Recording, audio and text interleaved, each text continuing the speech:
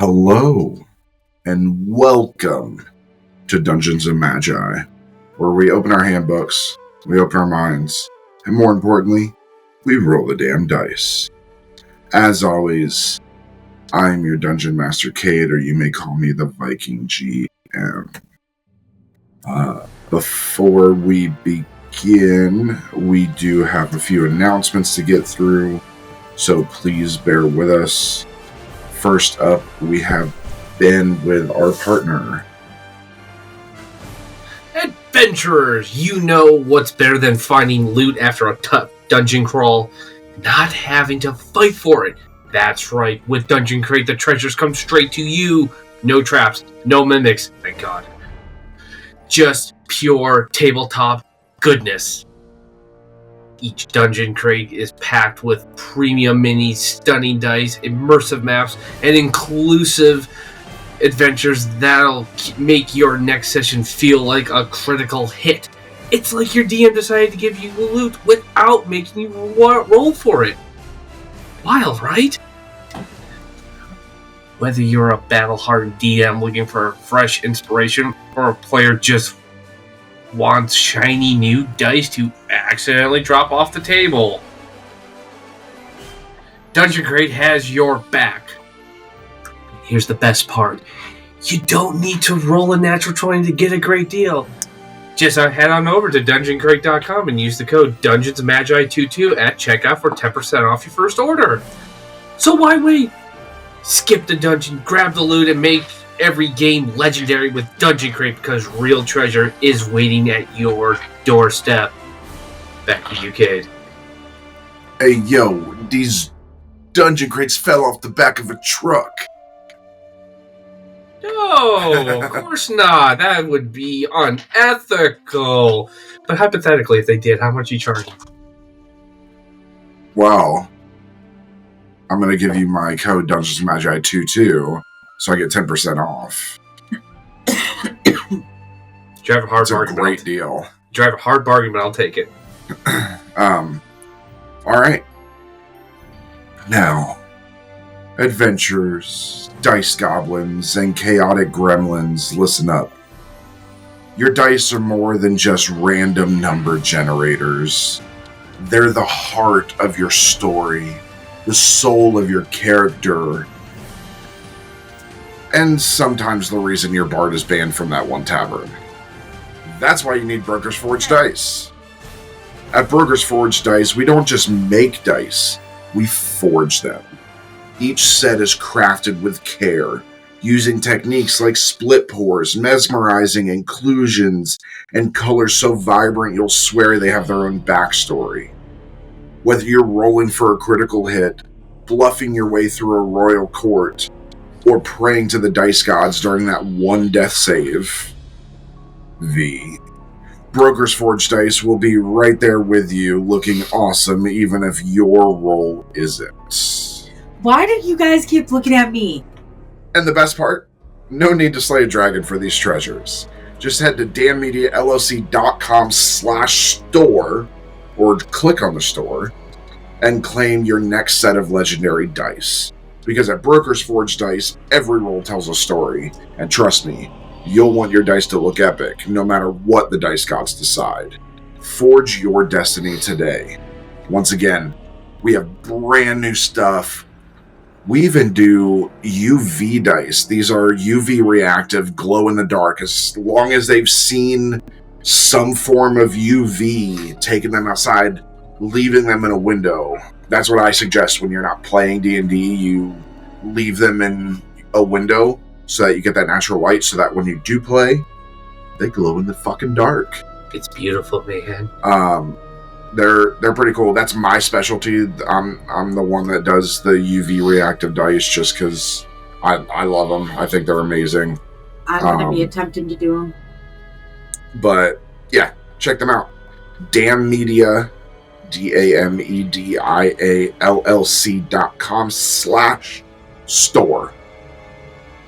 You can find us on Etsy, but we prefer the store just because Etsy likes to take money. So If you go right through our website and right through our store, we get 100% of the proceeds. And I will say here soon, we'll probably be doing, I have mentioned we will be doing character dice and things like that. That is coming. But we are probably going to do a couple special sets of dice that if they're going to cost a little more because they're going to be very unique, but 10% of the proceeds will go to various charities. So we'll have different ones for different charities. We'll do one for Wounded Warrior Project, one that goes for a charity of our choice for the LGBTQ community, things like that. So we'll have those up. We'll announce those on our socials when that happens. And those will stay up permanently. That's not just a special thing that we're going to do for a month or two. We will keep those up permanently, and any time that you purchase those, 10% of what's made from that net will go to those charities. So, yeah, I believe that's it. So, with that being said, if there's nothing else, I do believe it is time to roll the damn dice. Oh, shit. We're gonna die. We're gonna die. So, Don't worry, everyone. I'm here. We'll blame Ben. Yes.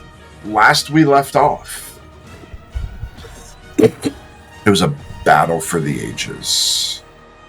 You found yourself inside this mine, this cave, finding the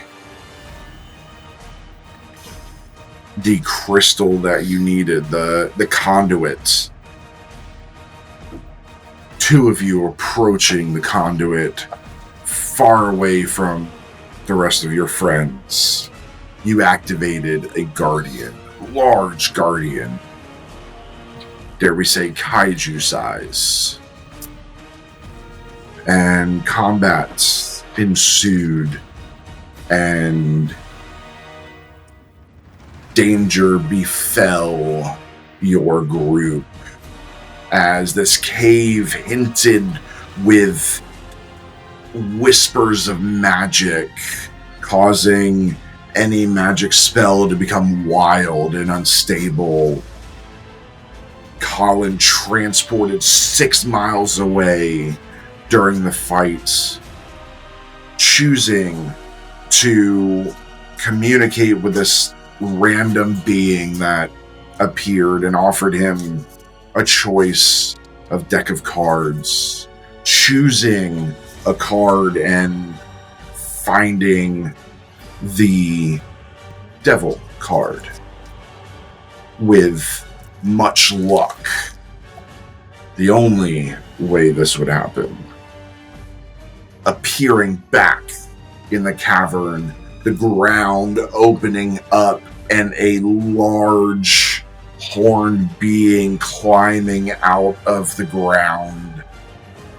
All of you stand in amazement and fear, fearing that you're going to have to fight not one, but 2 giant beings, until what you realize later is a demon fights on your behalf in what is an epic kaiju fight. This demon, who is not named Dennis, I'm sad. whose name is unspeakable. Should be Dennis. It's unspeakable. You tell the devil that his name should be Dennis. I think I'll pass. After the not Dennis demon destroys this crystalline guardian, he motions for Colin, but including all of you, to go down this large hole that has appeared and meet his boss. As none of you understanding really what's happening,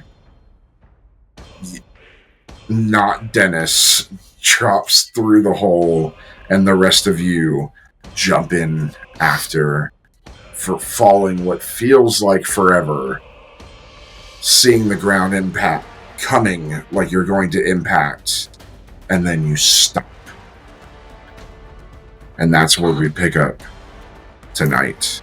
So,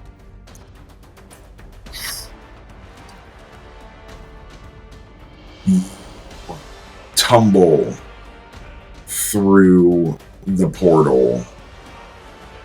The air around you searing with a sudden oppressive heat. You land in a world of deep crimson shadows. Jagged obsidian spires jutting from a cracked and smoldering ground. The ground itself is fractured and uneven, great chasms glowing faintly with an eerie molten light. The scent of sulfur clogs your lungs, acrid and choking, while the distant echoes of wailing, ghostly and faint, drifts through the stifling air.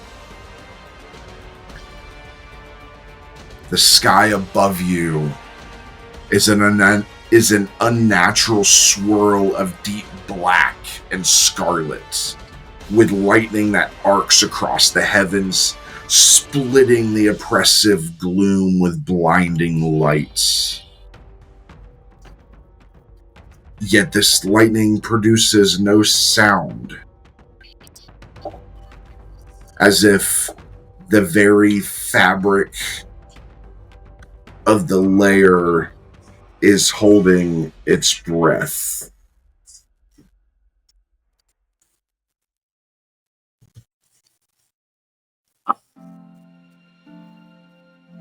The oppressive silence is broken only by the occasional low groan of the land itself, as if Nessus were a living thing writhing in pain from the shattering's effects.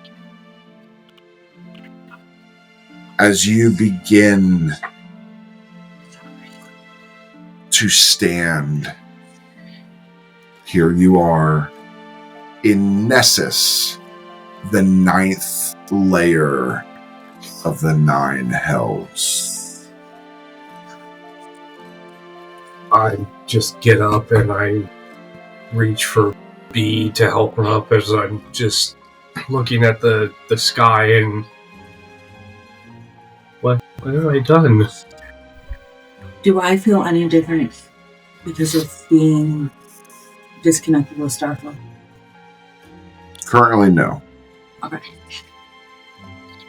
I look to the other. Is everyone okay? I'm alright, but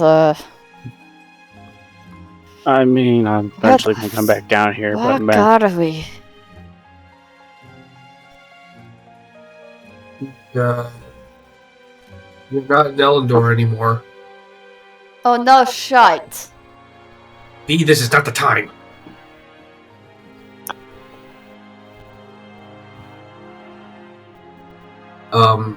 So I think I should tell you all, when we were fighting that thing, whatever happened sent me miles away. And on the way back, I, encountered somebody. He, was up, brother? Uh-huh. And, well, this strange-looking man had actually I pull out this deck.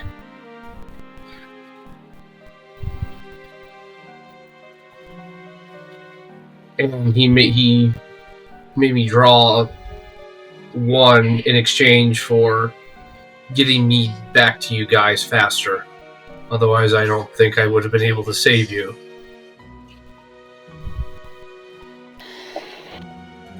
Uh-huh. And then that thing came out.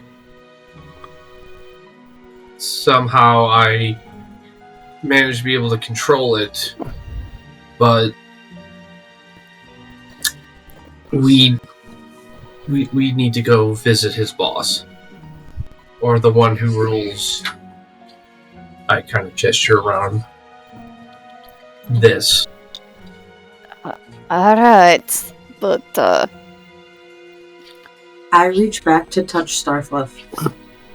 Not there.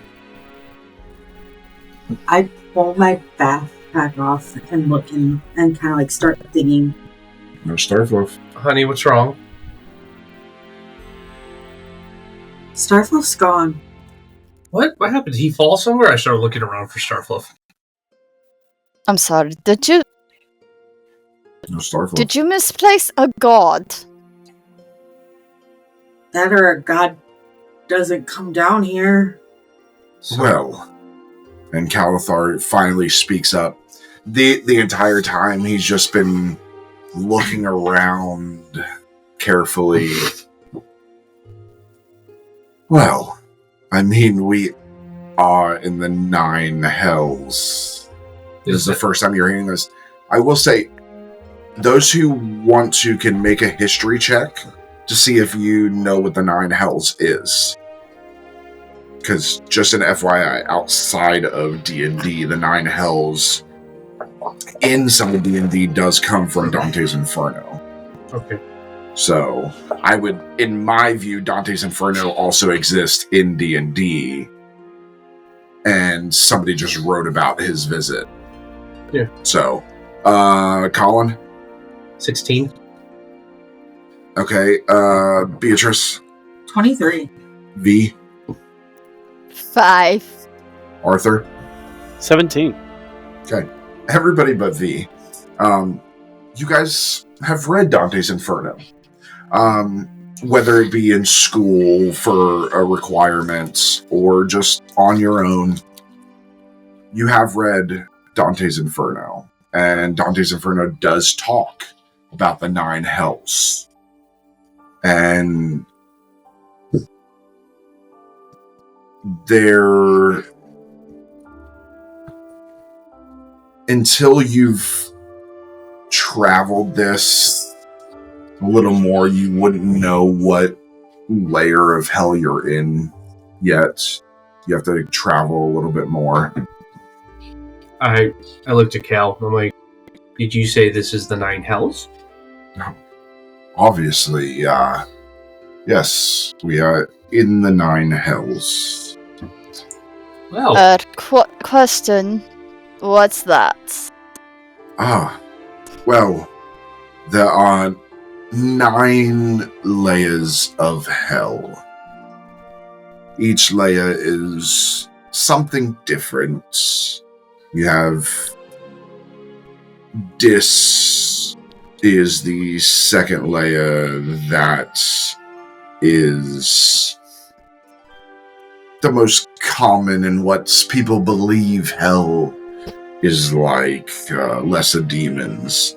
But yes, there are 9 layers, and each layer has a portal that leads to the next, and the next, and the next. And for the most part, unless invited, like I guess we were, mortals have a hard time roaming here. unless they're dead. Although, well, then they wouldn't be mortal, would they? True. Although, not been here ever, but I'm sure this is much different because of the shattering. Kind of look around. If the shattering killed gods, I mean, what did Reverie different. due to devils? I mean, Reverie looked like a nightmare incarnate. I hate to see what this place looks like. Yeah, Alright. You get well, to. I guess. I look around for a way to go.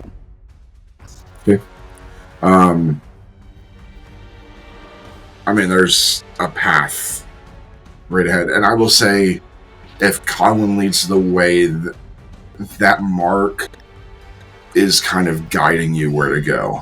The mark that you were marked on your back. Basically, like hot and cold. It starts to burn when you go the right way. I kind of involuntarily kind of reach and scratch the back. And I'm like, I point this way. And I kind of gesture for everyone to start following me. Okay. I follow. I follow. Yep. Okay. Shit. As you begin your trek, you pass the ruins of colossal fortresses, their blackened walls shattered and melted into grotesque shapes. Some structures appear frozen mid-collapse, held aloft by strands of corrupted magic that pulse faintly with an unholy rhythm. Pools of bubbling ichor spread like festering wounds across the landscape, their surfaces rippling with the faces of tormented souls before they sink back into the liquid depths. The temperature grows colder the further you walk, the oppressive heat replaced by a biting chill that seeps into your bones. Frost glitters on shattered rocks, but the ice here is a sickly green, radiating an unnatural cold. The occasional flicker of movement catches your eyes, shadows too fast to track and too silent to follow, as if whatever once prowled this realm has been reduced to ghosts, half-formed echoes of the infernal legions that once reigned supreme. At one point, you cross a field of broken chains, some as thick as tree trunks, lying tangled and rusted among the shards of what must have been a massive throne. Around the edges of the field, skeletal remains of winged creatures, likely devils, are frozen mid-screen, their forms twisted as though something unspeakable tore through them. I just kind of like shake my head as we're going along the path. I What happened here? kind of get a shiver down my spine. I kind of go closer to me to keep her comfort. Finally, you come to a colossal crater that splits the land ahead. The descent is steep, the rock jagged and sharp, and the bottom pulses with a dull crimson light. At the center of the crater is a jagged spire of blackened rock that seems to drink in the surrounding lights, an imposing silhouette against the faint glow of molten veins that run like rivers beneath it. It's up to you if you would like to enter. I kind of peer down, see if there's a safe way down the crater. There is. Safe enough.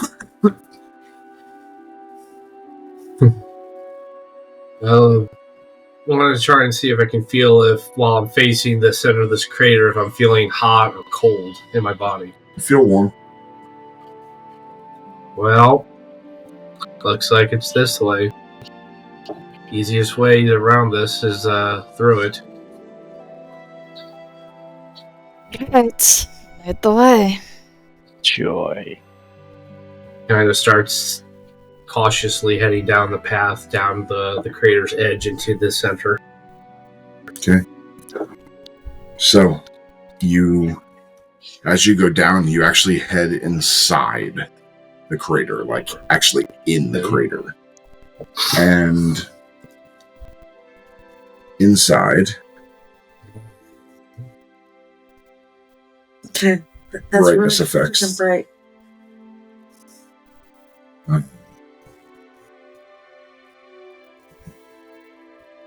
So, inside, the air becomes heavier, oppressive, with a weight beyond the physical.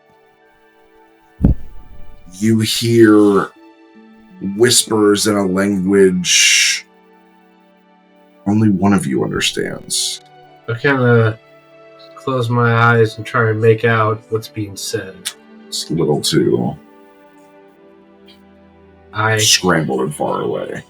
But do I recognize the language, It's though? infernal. I kind of stop and peer, and I hear this devil speak. I can't make it out, but I think we may be nearing something. Man, we are in Keep hell. going. Yeah. The voices low and insidious, rising and falling in maddening patterns. The spire's interior reveals a vast hall lined with pillars of cracked obsidian, their surfaces etched with runes that flicker faintly, as though barely clinging to their power. At the end of the hall, seated upon a throne carved from a single massive shard of black ice, you immediately understand somehow, is Belzathar, the last devil of Nessus.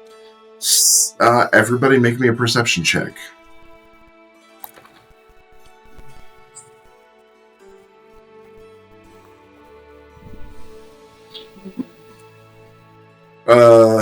Colin. 15. Beatrice. 6. V. 16. Arthur. 15.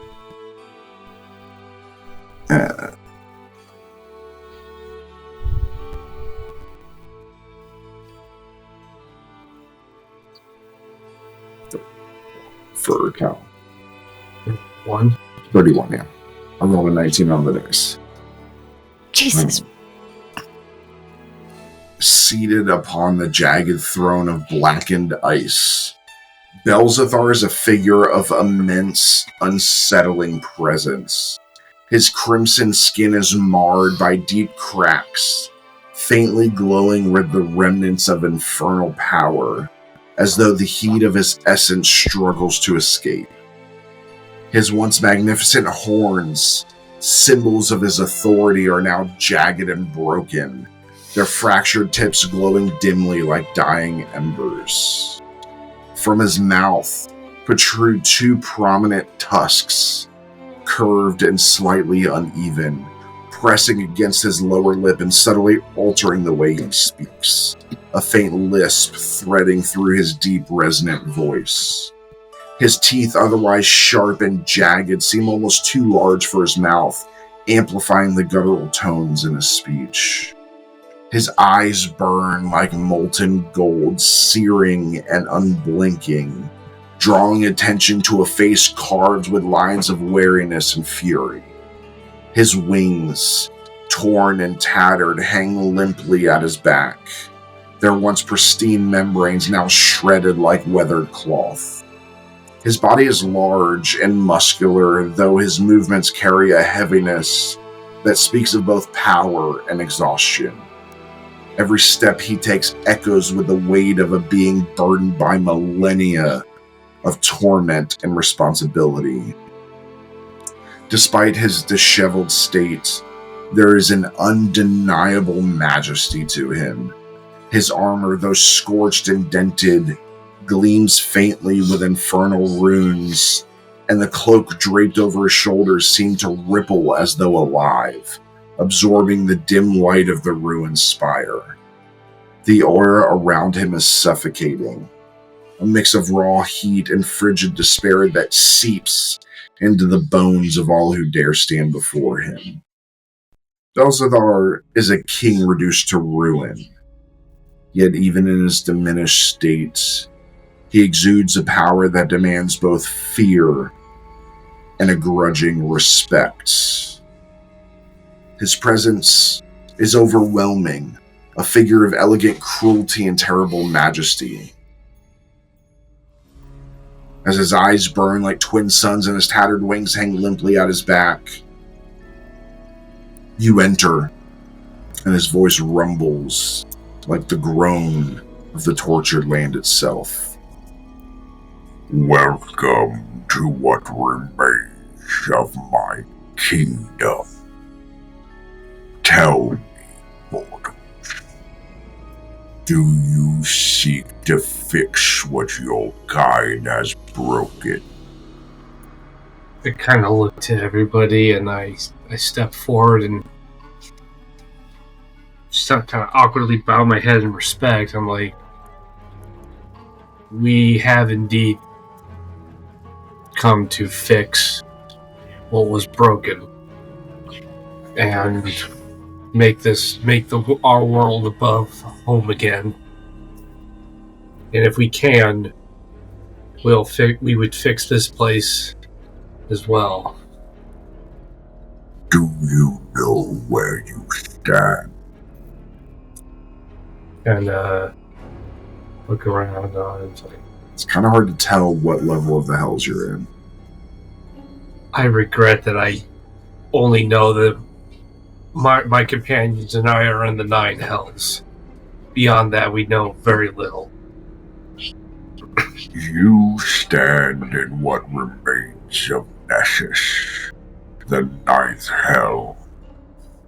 Once a realm of order and now a scar upon existence. The shattering did not spare even this place.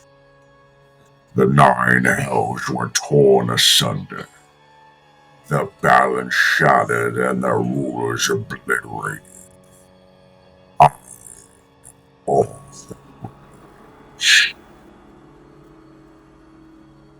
and he stands up from his throne, his imposing figure casting jagged shadows that dance across the cracked obsidian walls. And your eyes just follow him. He's not as big as the demon. That demon's a colossal demon. Devils typically aren't that big. He's probably 7-8 feet. Still big. I am Belshazzar, the last devil. Once, I was a general of Asmodeus himself, a keeper of the Infernal Order. But now I am a king without a kingdom, a ruler without subjects, watching over this wasteland. He steps forward, the sound of his boots echoing in the impressive silence.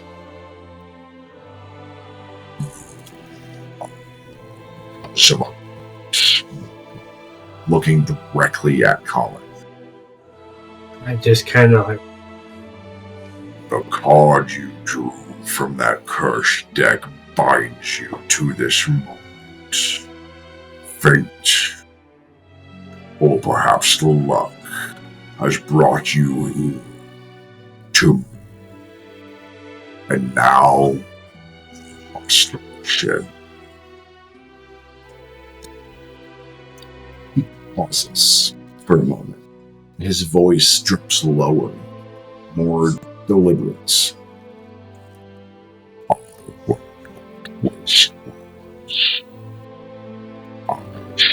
To what was broken, and then The fractures that have corrupted existence itself. The shattering left the nine house broken, just as it tore at you. If you had a shred of wisdom, you will understand that restoring balance is not just my goal, but a necessity for all existence. His burning gaze sweeps across all of you. I'm kind of like trying to hide between like Arthur and V, which I know they're and just trying to. And then like, this specific area, this specific throne room, you feel powerless.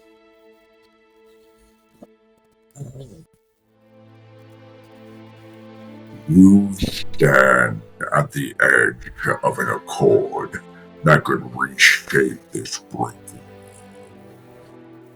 world. Whether I am your best chance at fixing what you kind as. He sits back down and he leans forward, his tusks catching the dim light as his molten gaze locks onto Colin. There's burning embers in his eyes, staring through you, almost into your soul. The weight of his words fills the air, pressing against you all like a palpable force. The pact I offer is simple in principle, but its implications are vast. You will act as my agent, my hand in the world above. The shattering has left cracks in the very foundation of existence. Cracks that must be mended if there is to be any hope of restoring flesh. But I am imprisoned in this fractured. I am the champion of kings. He rises from his throne, towering over you. His wings spread slightly as if to punctuate his words. In exchange for your service, I will grant you to overcome the obstacles of what truly happened to you, to fix it. I can guide you to the tools, the truth, the strength you want. But make no mistake, the path I offer is not what you see. It is a path of fire, of sacrifice, and self.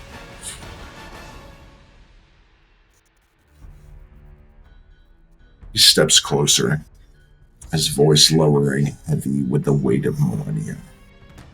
My terms are simple. Swear your loyalty to this cause. Follow the steps I set before you and act when I call upon. In return, I will not bind your soul as others of my kind have done. Instead, I offer a partnership. A chance to wield the power of the last devil to restore the past that was lost. But understand this. Once you swear this pact, there is no turning back. If you falter, if you betray me, the consequences will be dire. You will face not just my life, just further into the choices you must make. When you take up this walk, everything. Steps back up. To your friends and decide, but Your pact is separate from theirs. Your pact is to me. But if all of you agree to help, I will grant you my personal. He sits down on his throne, crosses his legs, and waits. I give it the cold. Finally, almost as he sits down and those words kind of drift away, you almost feel this weight come off your chest. Like all of you feel this. That every time he talked, it was like an extra weight being pushed onto your chest. Am I still feeling the powerless from... Oh yeah. It's the area. It's being in his throne room. There is no godly power here. And Calathar can feel it too. I'm just kind of like... You just see me slowly start curling into myself. Colin, make a perception check. As I'm kind of like curling up, I'm like using B's body to like brace myself. 18. And I kind of reach back and I pat Triss's head. All of you, since you met Calathar, he's had this glow, this unnatural glow, whether it's just his pride, his whatever. You look at him now, and he is dull. There is no glow. The armor that is normally absolutely beautiful is dull and withered. It looks 2,000 years old. For the first time, I'm going to speak directly to Cal. You're feeling it too, aren't you? Yes, there is no godly. Though, perhaps, at least for me,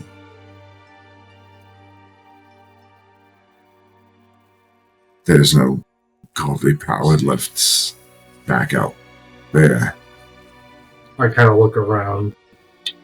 Hell, I think the gods, even if they were alive, forgot about this place a long time ago. Can I say what I know about the gods? Or is that something... That's up to you. It's your knowledge. The gods are dead. There's only one left. Who? The cat? Obviously. I guess the last of my god's magic is gone. It was in the armor, but now that I came here, We've got to fix it. not a paladin anymore. Unless just to Cal.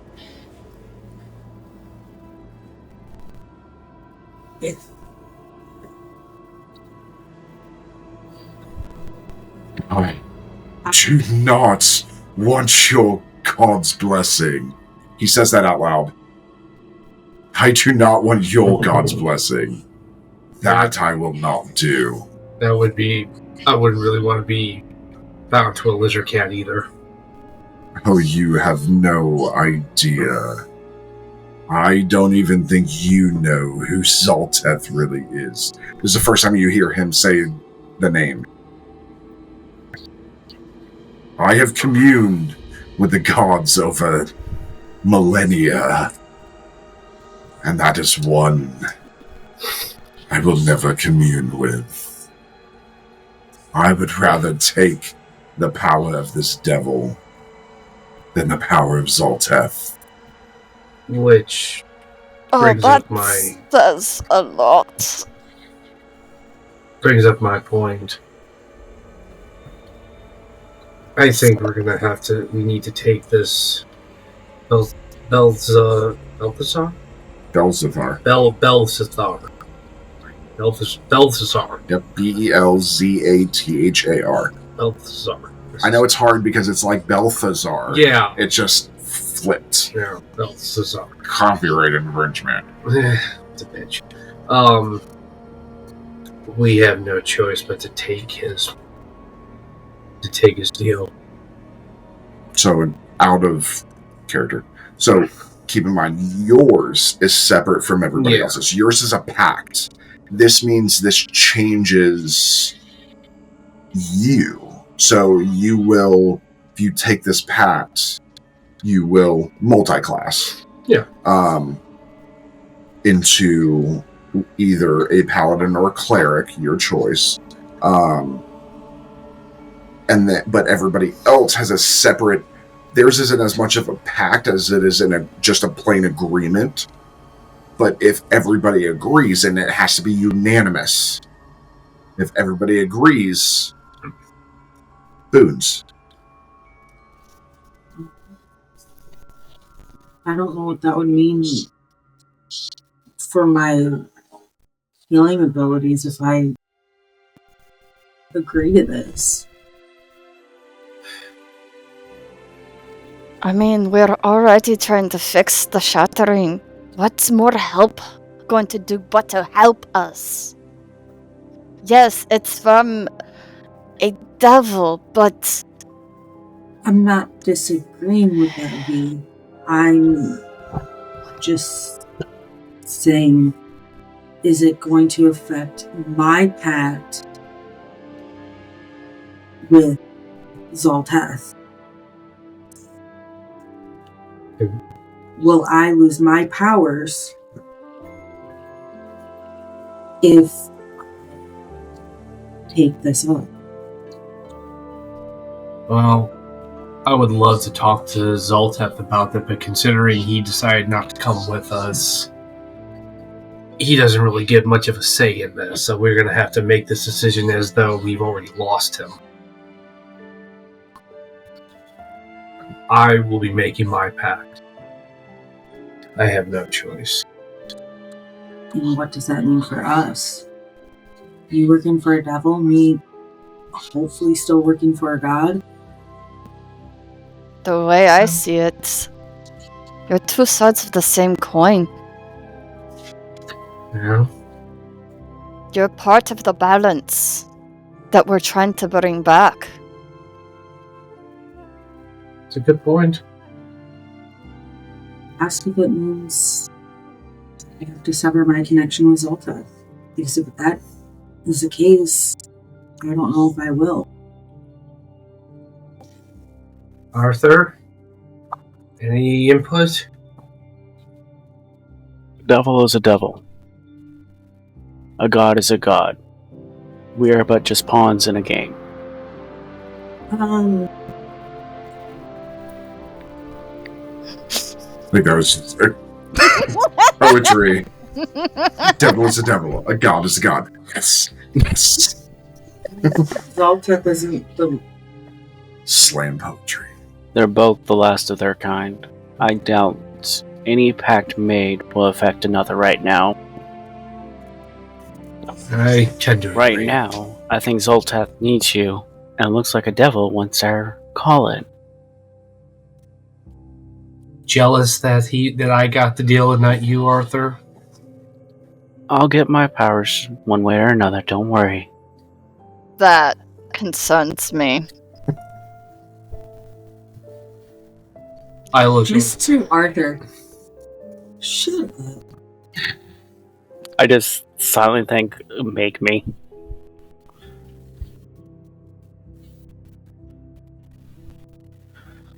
My vote is to take this pact. It will help us more than hinder. We'll deal with Zoltath when that time comes. If you worry about what happens for one reason or another all the time, you're going to stress yourself and never move. Have you met me? I met you enough to know that you want to get things done right now. By declining this, that could stagnate us. Just to still use magic and still be able to heal everybody. Or am I going to lose it all for taking a pact with another deity? Deity is a strong word for a devil. You know what I mean. But I don't think you'll lose them. Like I said, Zoltath needs you. You're like a little saint for us. I look to Beverly. What do you and Nick say?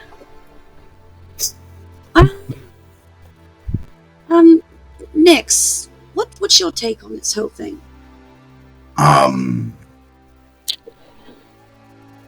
Well, I think we should fucking take it. I think we'd be stupid not to. And it sounds like a good idea. I just wanted to make sure it wasn't going to mess with anything.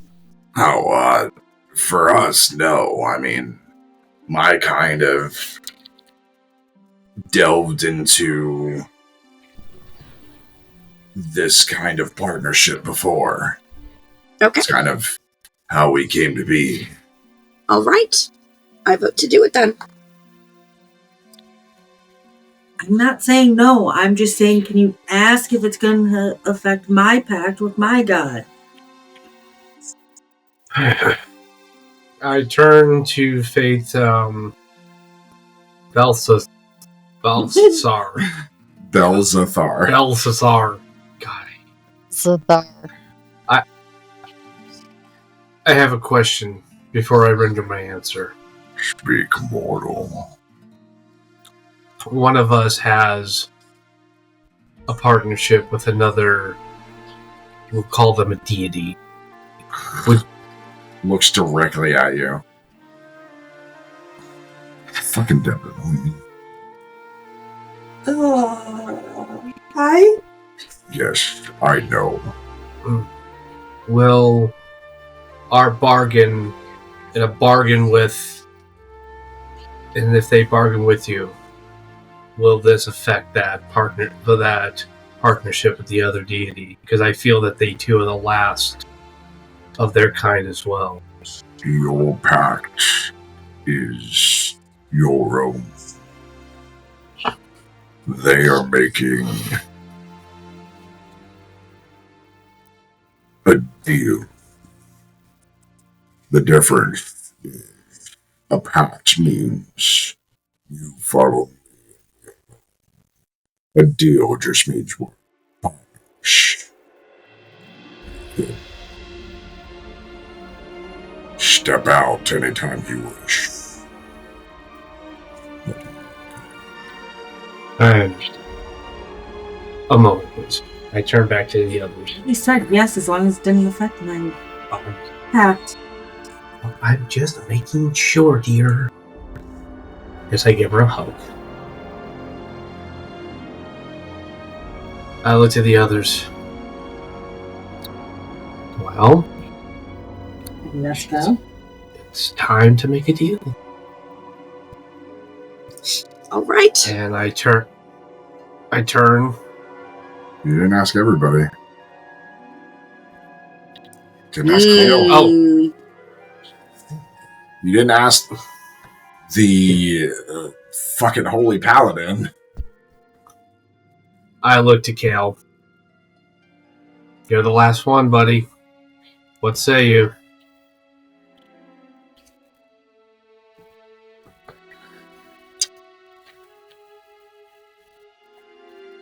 He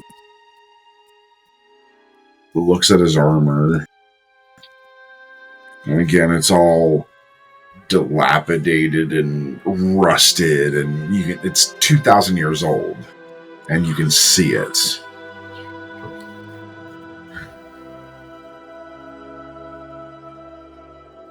I don't think if I go back out of the Nine Hells to the normal world, that's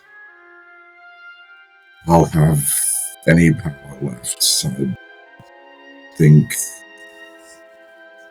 the remnants of my god's power is gone. So the only choice is one of two between Zolteth and Belzathar. And like I said, I want nothing to do with the god of secrets and lies. That's what you said? Yes, and shadows and darkness. I kind of, you just see the color just start. Probably a going. reason your wife's lying to you so much. But I would rather take the pact with the devil and gain his power. So, I say yes. But only if I can take the pact too. Not the deal, not the partnership, the pact. That will be something you need to tell him. This is your situation. You're the one that put us here. It is your responsibility to tell him. This is your negotiation. Very well. I turn to Balthazar. I should have made it more complicated. Really? Should have just called Dennis. My that was out of is character. not Dennis. That was out of character. His name is Stu. Stuart is my favorite.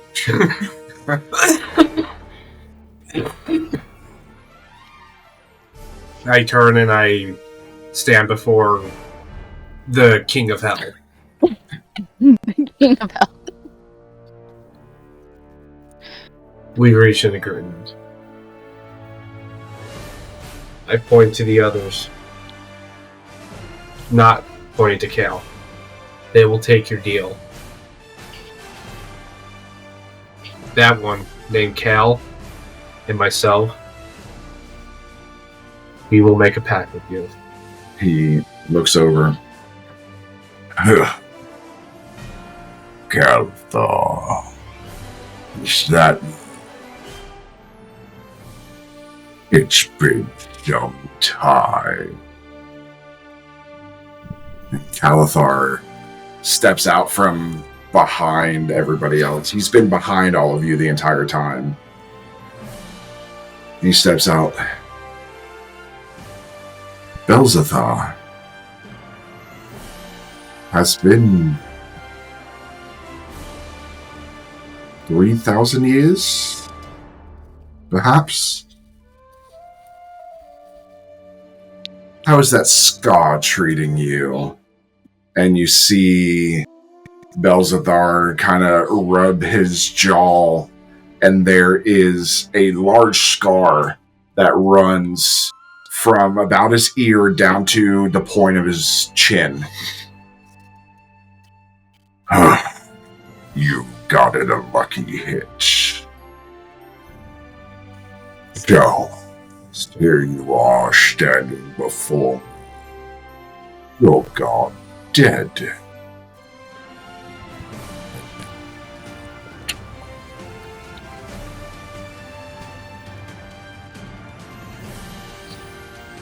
Tried to give you this before.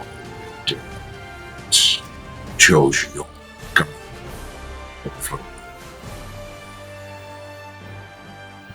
Well, my god was alive then. Consider this a consolation prize. Because your power compared to theirs is worth about that much. I kind of give Cal a little side glance. I'm like, And you see Belzathar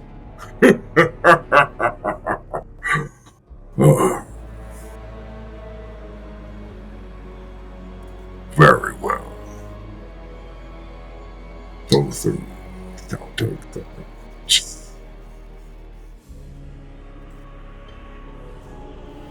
Each everybody.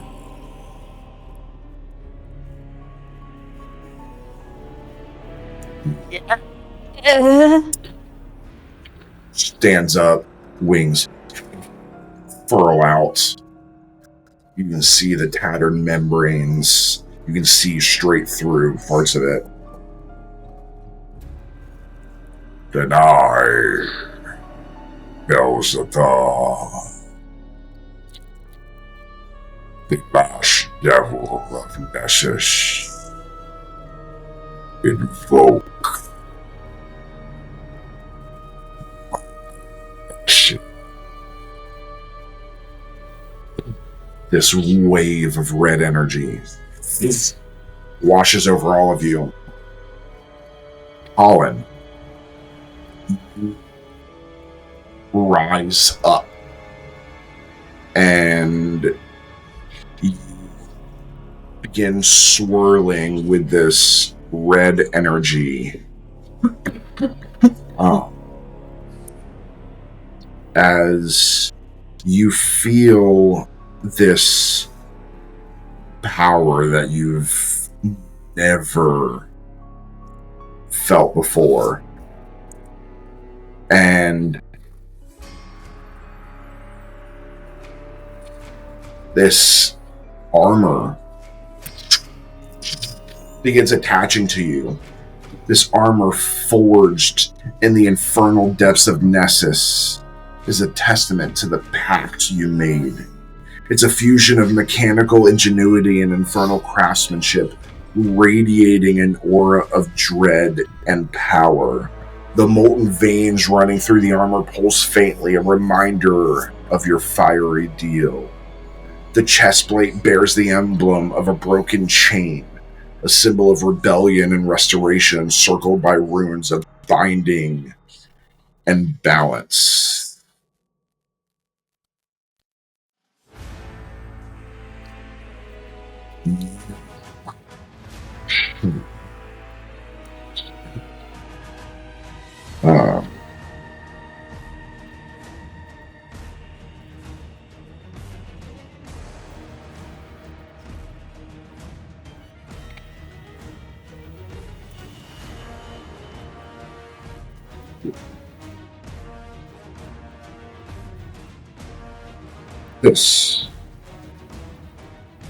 This is the armor of the Infernal Forge.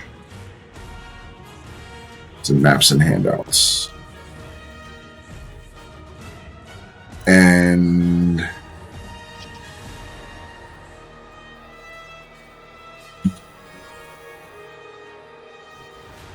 also, one second, I'm sorry.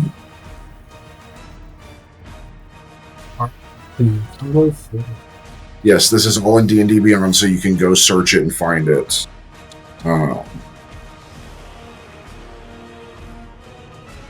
And then would you like Paladin or Cleric?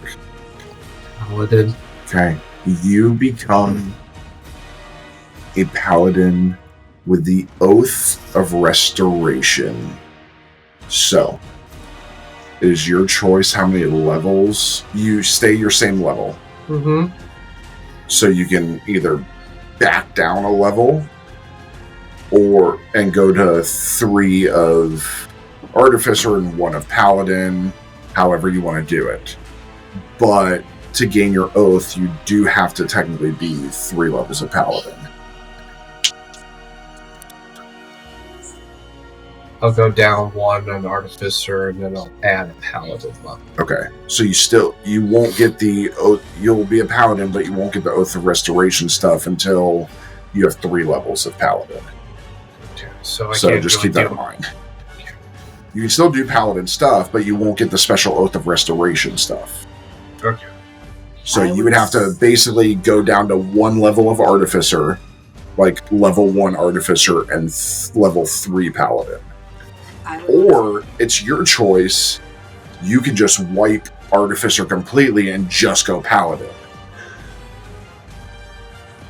That is your choice. It might be an Artificer.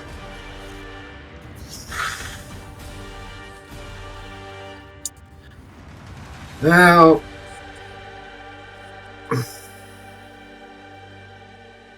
I'll just go down for now. I'll go. Because you can always add more Artificer. Yeah, I'll go down to 1 Artificer and then we'll go to level 3 Paladin. Okay. So you can do that and when you do your Paladin, Oath of Restoration should pop up while we do everything else. You can also add your weapons and armor, because appearing in your hand, you find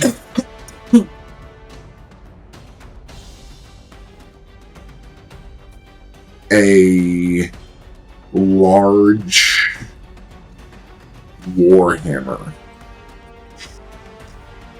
The massive warhammer embodies the pact made with Belzeroth, channeling the balance between destruction and restoration.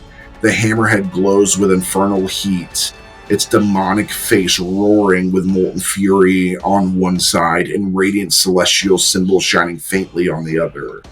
Its handle, wrapped in black leather and etched with runes, is both elegant and menacing, and the weapon hums faintly with the power of the 9 hells. And it looks, for everybody, like this. Oh, that's cool.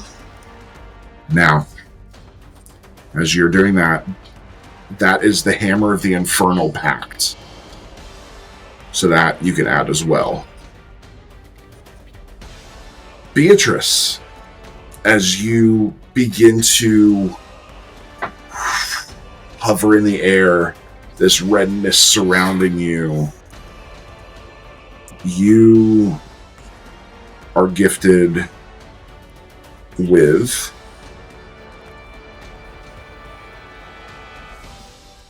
the Astrolith Weave armor. This ethereal armor is a fusion of celestial and natural craftsmanship, forged to complement your unique connection to the Astrolith and your divine origins. Glowing green and gold patterns ripple across the armor's surface, reminiscent of living vines intertwined with starlight. The armor hums faintly with restorative energy, and its translucent cape shimmers like the night sky adorned with faint constellations. And it looks, for everybody's reference, like this. Ooh, that's pretty. I like it. And then, appearing in her hand, is a staff. This is the Staff of Celestial Roots. This staff, crafted from the essence of nature and the Astrolith celestial energy, is a conduit for your unique powers. The smooth wooden shaft is entwined with golden vines that pulse faintly with light, while the top holds a radiant crystal orb surrounded by delicate leaf-like metalwork. It exudes an aura of serenity, with a small glowing flowers blooming near its base and wisps of light dancing around it. And here is your staff, which is also an arcane focus. Pretty. Now, also, Colin, you haven't gone down in combat, right? No. Okay. Yes, you have. Okay. Oh, yeah. Well, no, that wasn't combat. He has gone down when I killed him. Yes, that counts. Your DC is reset to 10. Okay. Your DC is reset to 10.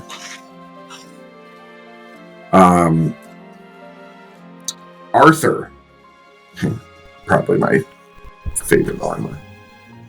As you are lifted into the air, you are gifted the Hellfire Gunslinger armor. This is probably my favorite one I created. This armor is designed for speed, precision, and survival, perfectly complementing your skills as a gunslinger. Reinforced leather and blackened steel plates provide protection without sacrificing mobility, while glowing red runes etched across the armor resonate with infernal power. The fiery insignia of crossed pistols over a broken chain on the chest piece serve as a mark of your pact. A long, ember-patterned coat flows dramatically behind you, offering both flair and function. And this is your armor. And I can hear his reaction right now. It's pretty fucking badass. That's cool looking. And again, that is the Hellfire Gunslinger armor. All of this is in D&D Beyond, so you can go into your stuff and add it. Go into your inventory, manage inventory, search it, and it'll come up. And then you just add it, equip it. You will have to, all of you will have to attune to it? Attune to it to be able to use it. Which that's in your inventory sheet. And then, Arthur, appearing in your hand is an item called Hellfire's Whisper. This sleek, masterfully crafted revolver is a weapon of precision and destruction, resonating with the infernal energy of your pact. Forged from blackened steel and inscribed with glowing red runes, the revolver hums faintly with restrained power. The grip is carved from dark polished wood inlaid with molten ember-like veins, offering both elegance and a menacing aura. The cylinder features intricate carvings of chains and flames, and the weapon's longer barrel ensures unparalleled accuracy. And it looks like this. Ooh. Badass. I'd kill for that. Oh. What's the name of my Warhammer again? Hammer of the Infernal Pact. V. He's gonna like this. You, Arthur, also your DC is reset to 10 for death saves. V, you hover in the air, red mist surrounding you, and covering your body is called the Infernal Mechanist's Armor. This cutting-edge suit of armor is a seamless blend of mechanical ingenuity and infernal craftsmanship, designed to enhance the precision and creativity of an artificer. The sleek, metallic plates are etched with glowing red circuitry, resembling veins of molten energy coursing through the armor. Articulated pauldrons and gauntlets allow for precise movement, while the angular visor glows ominously, hinting at the infernal power within. A blackened metal fiber cloak with ember-like edges flows behind, completing the imposing look. And that looks like this.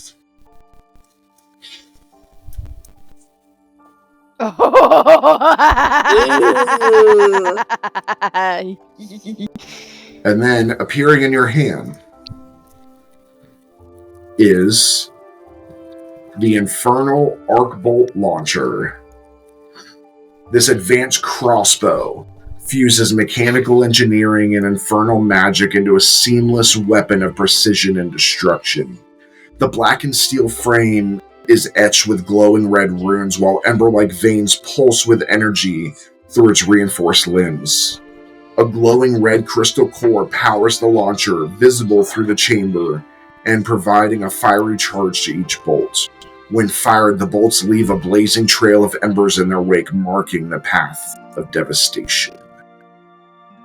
And that looks like this. Ooh. Nice. Now, your DC is reset to 10. Oh, Well, and technically, finally, thank you have a devil. Yeah, Ranged thank the weapon. devil. Yep, thank devil. a ranged weapon, Yeah. so you don't have to get close. Beverly, this Yeah. is probably my second favorite honor. As you are lifted, you are robed in the abyssal infernal mantle. This dark, flowing set of robes and light armor fuses the power of the abyss and infernal realms, perfectly suited to your abilities. The robes are adorned with glowing red and deep blue runes resembling tendrils of fire and waves. A swirling vortex emblem surrounded by infernal chains decorates the reinforced chest piece, while the cloak flows like liquid shadow with ember-like patterns at its edges. The armor exudes an aura of dread and mystery, reflecting your pact and connection to the deep. And for reference,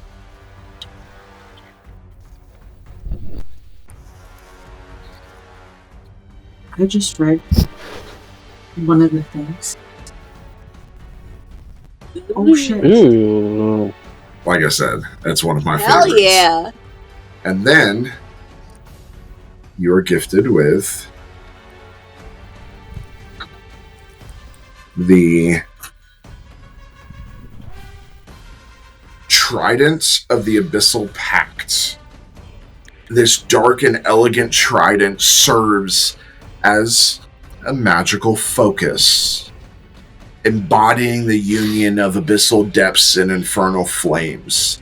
The prongs, forged from blackened metal, pulse with glowing red and deep blue veins of energy, while the shaft is intricately carved with intertwining patterns of waves and fire. At its base, a crystal orb swirls with a mesmerizing blend of red and blue, radiating otherworldly whispers. Tendrils of dark energy coil around the trident, hinting at its latent power. And it looks like this. Ooh, I like that. And that is a spell focus. Thank God. So, That's awesome. Okay. and then finally, Calathar is gifted with Celestial Devotion armor. Almost in a mock of Calathar.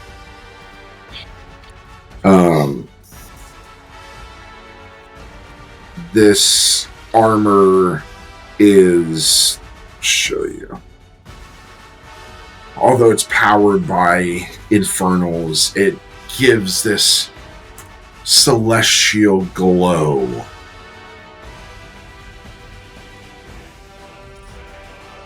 And his weapon, the Sunblade of Eternal Devotion, looks like this.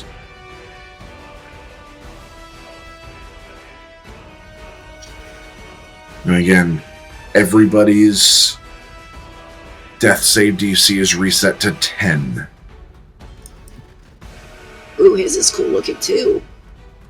That sword's really nice. As everybody hits the ground, you guys finally see each other's new. And for the first time, you feel the surge of magical energy coursing through you. Oh.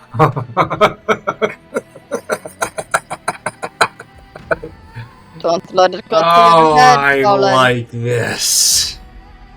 Don't let it go to your head, Colin. I kind of take a step back from Colin. Ooh. You okay, Cal?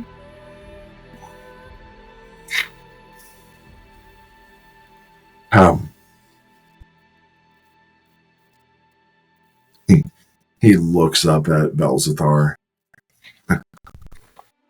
You son of a bitch.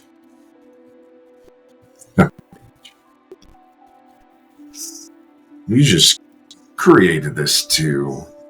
Okay. Of course I did. Shut your food. Yeah. And a horrible one at that. But nevertheless, I do feel your power as dark and disgusting as it is. I guess it's my only choice. And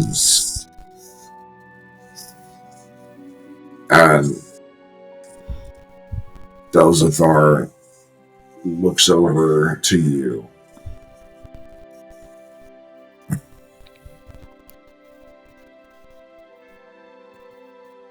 Who's your gun?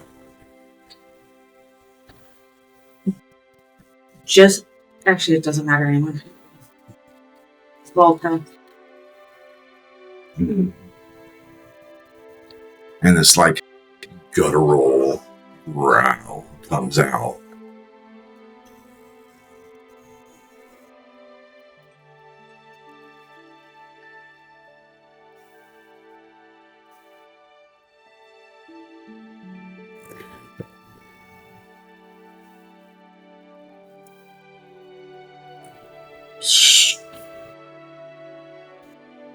Before you go,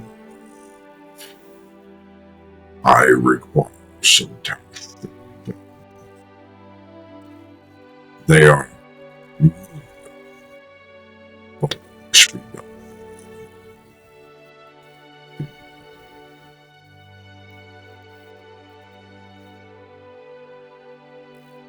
for the first house. I grip my war. It's like this. It's massive. I stand up and I look. What is thy bidding?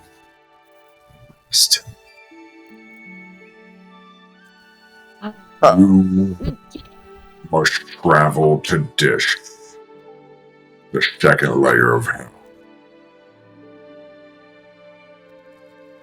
There, you must collect a debt from Rivak the Sniveling. Greyback the Sniveling? Yep, Rivak the Sniveling. He's an imp. Or an imp-like creature. How do you spell it? Grivak, G-R-I-V-A-K.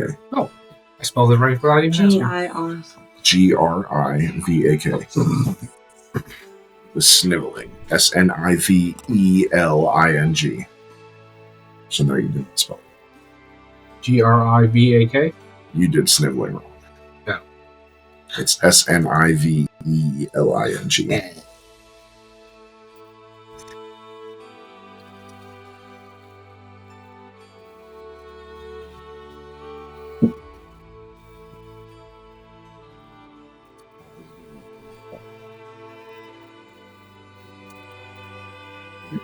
It's S-N-I-V-E-L-I-N-G. Sniveling. Joe.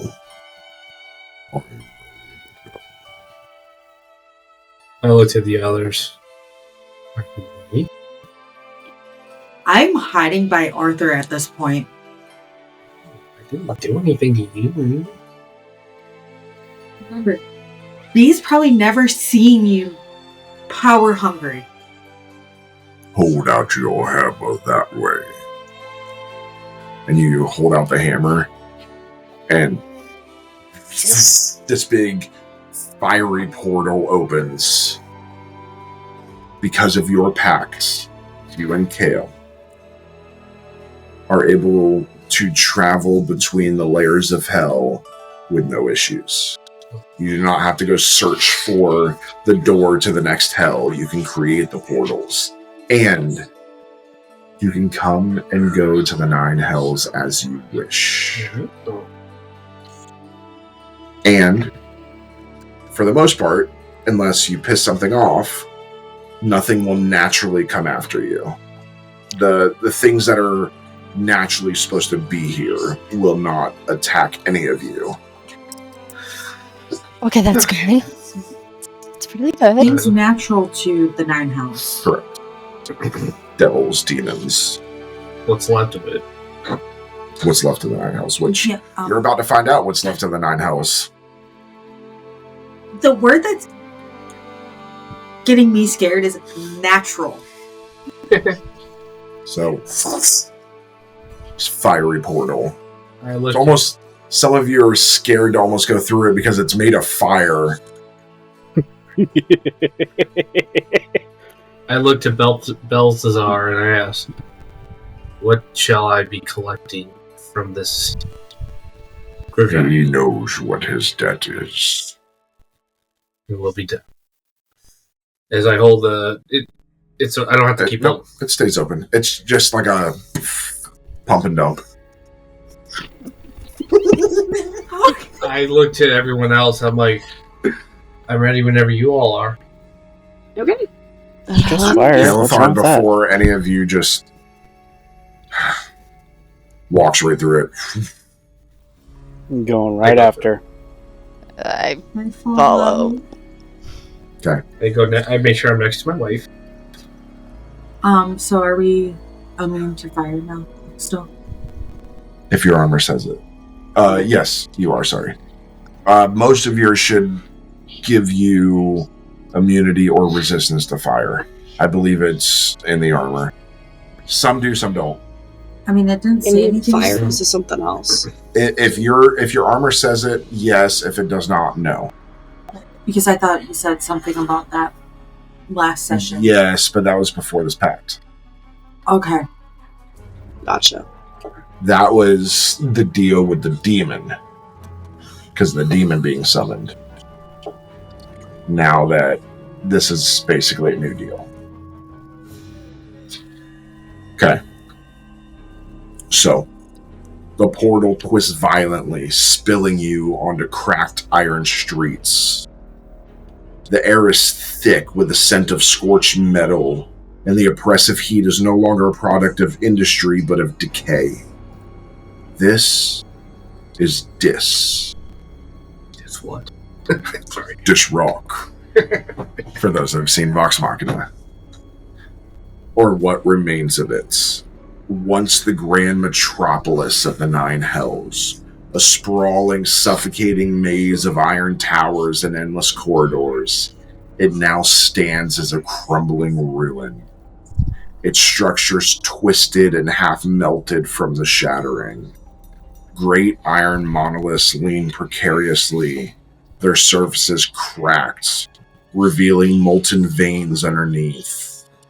What should be a city of meticulous tyranny now feels abandoned, haunted by the echoes of power long lost. And you see beings moving through, almost ethereal. Like everybody was dead here, but they were a soul. Mm. And the souls are almost gone, and this is just an echo of the souls. And as you're looking around, actually, everybody make me a perception check, please.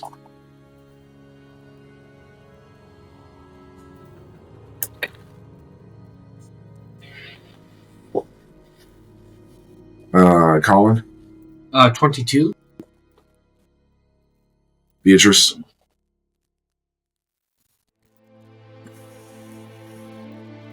14. Beverly? 6. V? 6. Arthur. 12.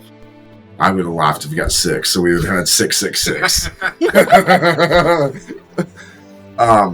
Okay, so most of you see. As you're looking around, you do see various creatures. Most of them are imp-like creatures and things moving through. One of them stands out, and they look like they're just standing, almost watching you. They're leaning up against the wall. They are this like ethereal looking thing, like, again, an echo of a soul. And it's this large, almost cow-like creature. Large horns, big fur. Actually, from history, you would know that this thing is a minotaur. As this minotaur is looking, and you see this echo run up of this small creature, and this minotaur bends down, and you can hear this faint whisper. Come to your shoulder, gnome. As it walks and disappears. What was that about? I looked at the others. That makes me sad, though, that they're here. Would you rather than in Reverie? No, I'd rather than be in, like, heaven or something, not hell. Reverie is heaven. I looked at the others. Hell's not necessarily a bad thing. I mean, plus, you guys kind of your other characters are the reasons that one of those characters is in hell. I mean, Lily is... He literally died in hell. That would make sense. That would make sense why shoulder gnome's there. Okay. So, the whispers of the walls have faded, no longer feeding secrets to Dispater, because he is gone. Dispater was the devil that was in charge of Dis, hence the name. There are no devils patrolling the streets, no infernal enforcers dragging the damned to their fate. In their absence, lawlessness reigns. Lesser fiends, demons, and scavenging horrors prowl the ruins, seeking scraps of power, clinging to the remnants of a hierarchy that no longer exists. The iron roads are cracked and torn apart as though the very foundation of the city is rejecting its own existence. The only movement comes from the distant flickers of broken souls wandering aimlessly, seemingly forgotten. Belzathar's voice still lingers in your minds, his command simple. There's a wretched little demon in Dish who owes me a debt. You will find him and take it, what is mine, one way or another. I looked to the others. Let's find Grievak. And I sort of start looking around and see if I can find... See if I see any signs of Grievak or of a lesser demon roaming around. Well, I mean, there's wandering souls walking around. You do see some trails of scorched footprints and dust that you could follow. Am I still feeling off with being down here? No.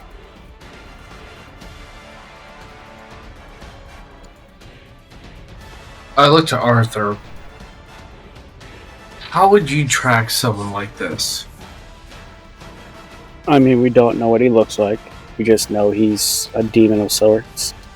We see a bunch of souls, so fire footprints is a good way to start. Other ways is to insult him enough, call him out like a dog.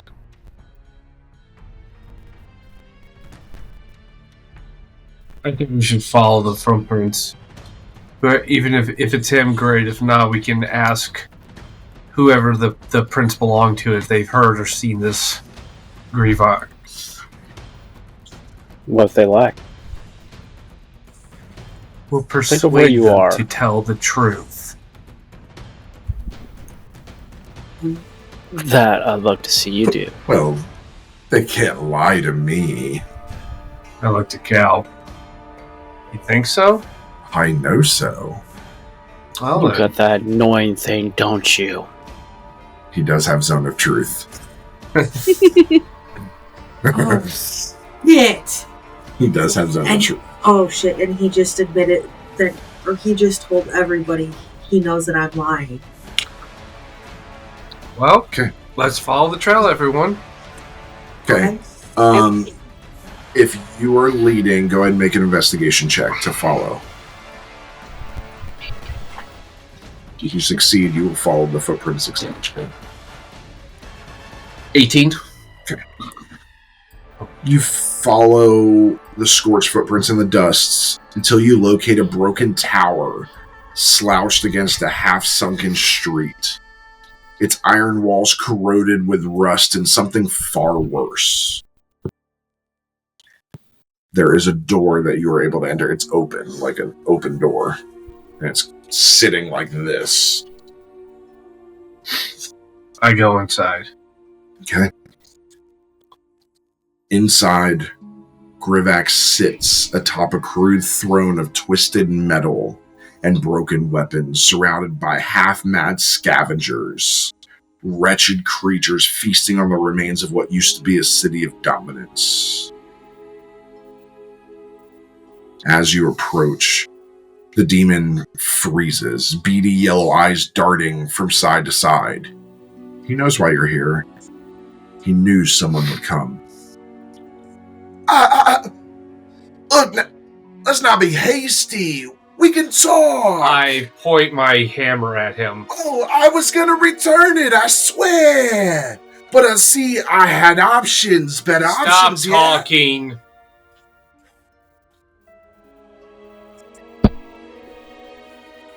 Belzethor's got nothing. Yeah, he's alone.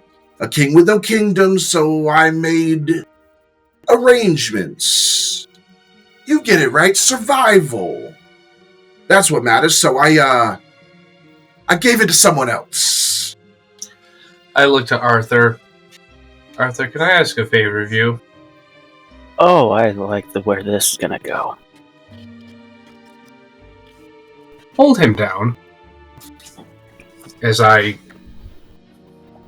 get a better grip on This my will hammer. be very entertaining, but I'm gonna try to hold him down. Okay, it's a contested strength check. 21. 18. I feel pounds like, what the fuck are you doing? I gently push her. Let me deal with this, honey. As I turn to Grivak. Alright. You're going to answer 2 questions for me. Your ability to escape this, relatively unscathed, is going to determine how well you answer and if you're being truthful. Do you understand me? Hey. Listen here. This is a yes or no question situation. Listen here, you don't scare me. Okay. As I swing And he I turn around and walk out the door. he truly does not look scared of you. He's terrified, but not of you and not of Belzethor. He is more scared of whoever he traded this thing to. I go to swing the hammer, but I want to swing it where it goes right next to it. Don't hit him, right next to him. Make an intimidation check. I walk out the door and I stand kind of like Okay. just outside the door. Dirty 20.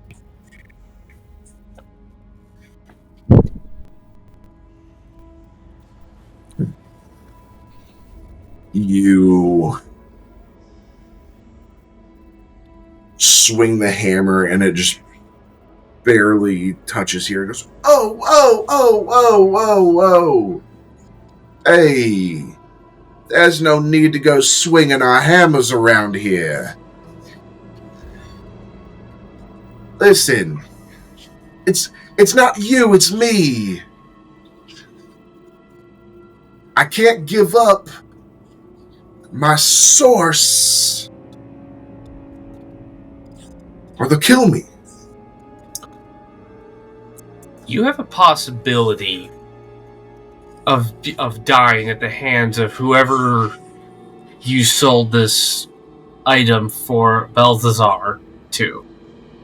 You have a chance of dying from them. You have a chance of escaping them. But I can assure you of one thing. Don't tell me what I want to know. You won't escape this room alive. That is your most immediate problem. Do I have your attention now? He laughs. Listen. I know you're fucking with me here. Because if I die, you'll never find it. Nobody else has the information but me. Oh, we have many steps to go to before you die. You have 1, 2, 3, 4 appendages. Actually, and you see 2 more arms come out. You were saying. And Arthur, you're kind of like scrambling, like you're holding down the 2 arms, and the other 2 come out, and you're like, fuck, what do I do? I can't grab all of these. I want to swing and hit one of the new arms. Okay. Oh my god, really? Make an attack. Make an attack roll with your new hammer. Colin, thank. As I'm heaving it up. What's the thing, Arthur? We have a very uncooperative person here. What would your family have done? I pull up my revolver and aim it at Colin. And as you do, the barrel burns with red fire. Do you want to know what my family would do right now? If you've seen Supernatural, like the pistol. Yes, Arthur. What would your family do? I'm new to this. Right now, he has a point. He has information. You're not going to get out of it with pain. So, as Arthur's talking, you feel a blade come to your throat from behind. As you look behind, it is your wife. Honey? Holding a knife to your throat. Who are you? And what have you done with my husband? I am your husband. Hey, it looks like we got a marriage dispute here. Shut up! I look to Cal. Larry. I'm going to put the barrel in his mouth. I'm not going to pull the trigger, but please shut up. I know we don't agree on a lot, but cast it. What do you think?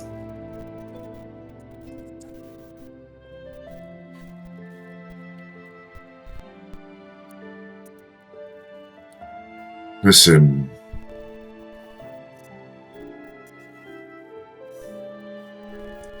Friend, your name is Rivak, is that right? I'm gonna put a barrel out of his mouth so he can see it. Keep in mind, you guys, I will say you all also, with what happened, you have gotten the effects of a long rest. So HP is restored, spell slots, all of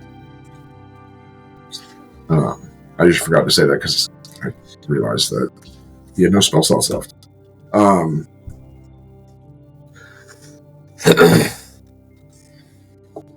Yeah, my name's Grivak. What's it to ya? Listen, friend. We really need to impress our new boss, and we would truly love if you could tell us who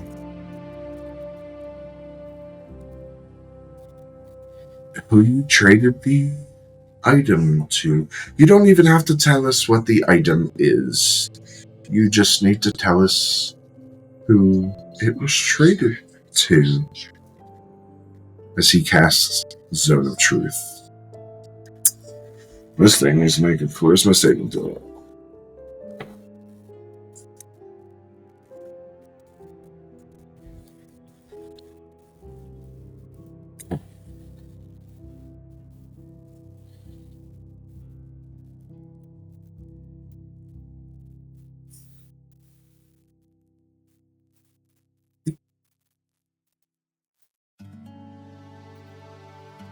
You don't get it, all right? I can take you there. I can't take you there. You don't want to go there. The things that still live in this place, they're not like him.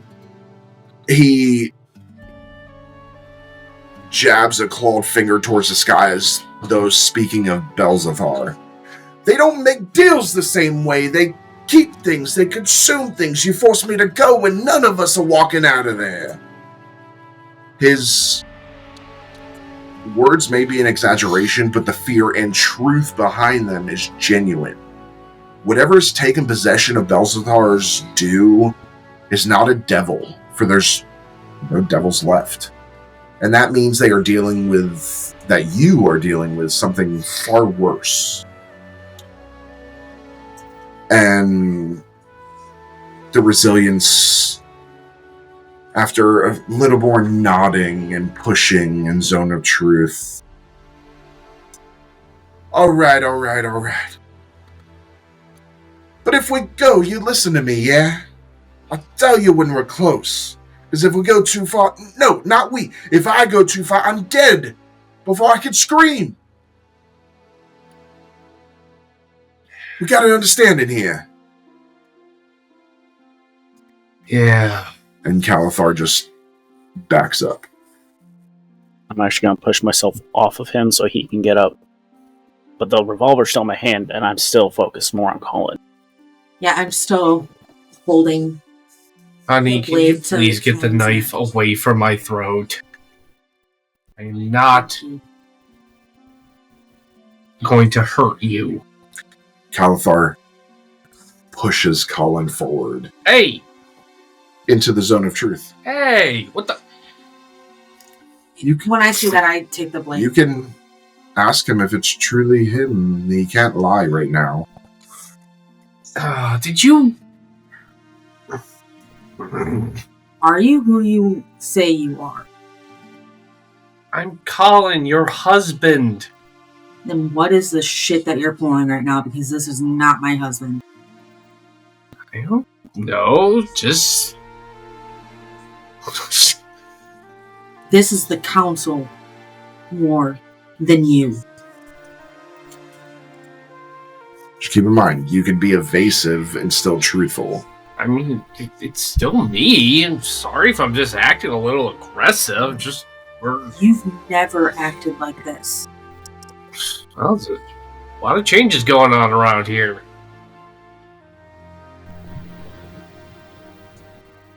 What do you want from me? Larry. Will you shut up? Hey, I'm talking here. I don't trust you right now, as I put my blade away. Okay, as I kind of walk out the door. Hey, I don't trust him either. Honey, I go up to go talk to her, and I shoulder sling, however you do with a freaking Dane Warhammer thing. Honey, I don't know what's going on. I made the pact, and suddenly I have felt more powerful than I have ever in my life. I think it just went to my head. I don't know what else to explain it. I am sorry. lost myself for a moment. Please forgive me. I don't say a word. Okay. And I kind of walks out. I kind of just guide myself away from Colin. Okay. Grivik walks out. Are we ready to go? Yeah. Okay. So, Grivik leads you through the crumbling streets of Dis, weaving through narrow corridors of jagged iron, stepping over molten cracks in the pavement that hiss and spit embers into the thick air. The deeper you go, the quieter the city becomes. Not with peace, but with a suffocating absence of life. Even the wandering souls refuse to drift here.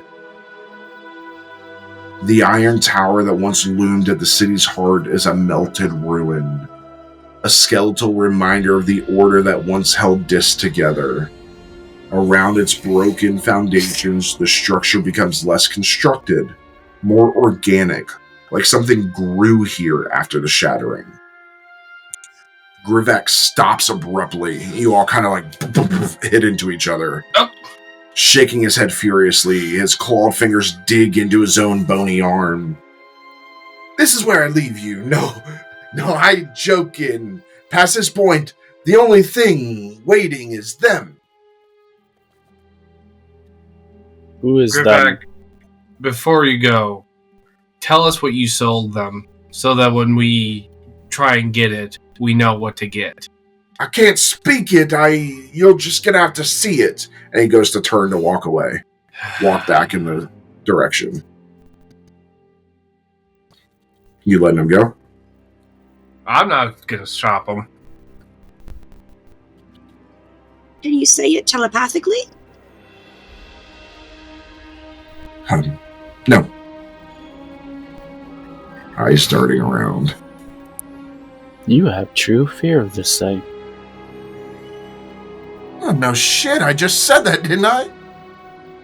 Well, there's fear, there's true fear, but you won't speak. It's almost like, are there things worse than devils? You're about to find out.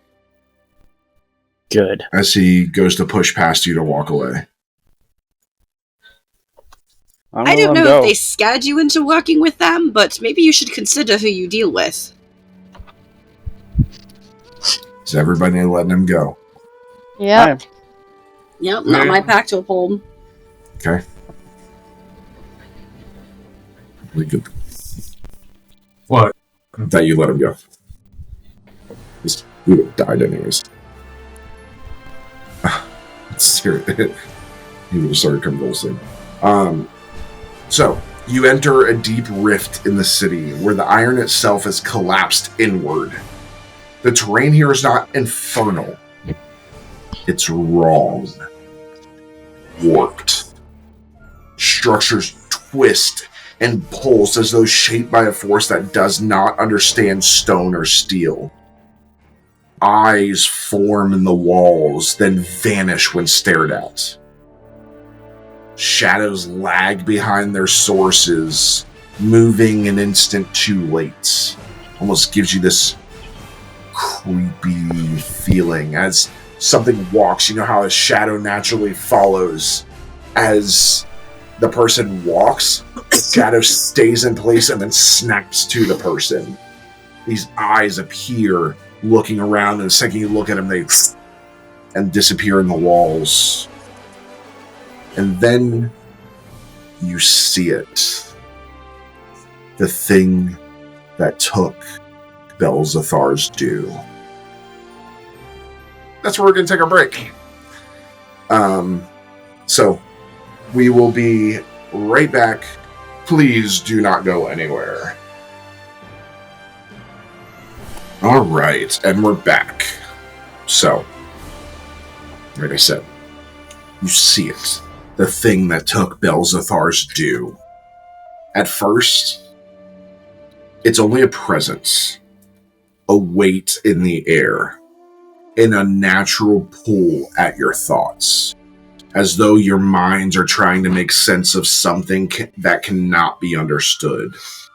And then from the darkness, it emerges. A towering shape, its form incomplete, like a creature half remembered in a dream. Fiendish, but not of hell. Its flesh is a tangle of smoke and chitin, shifting, reshaping, growing, and collapsing.